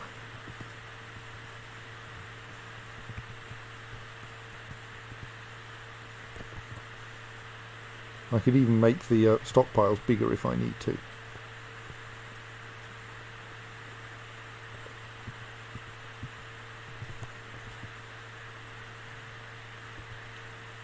And that's nice because that dropped just before the end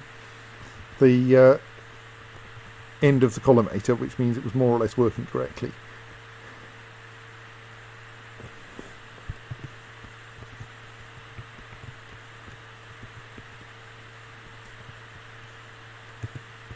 You can name that anyway. Ballista exit.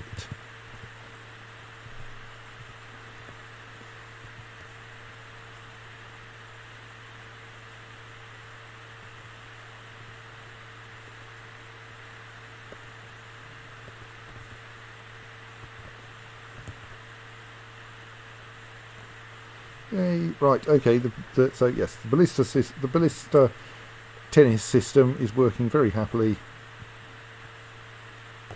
except that people need more practice.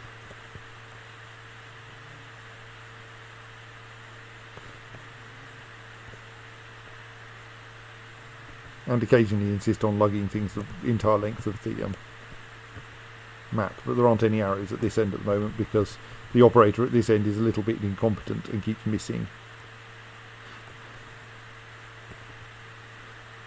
So all the arrows are piling up at the end of the incompetent operator.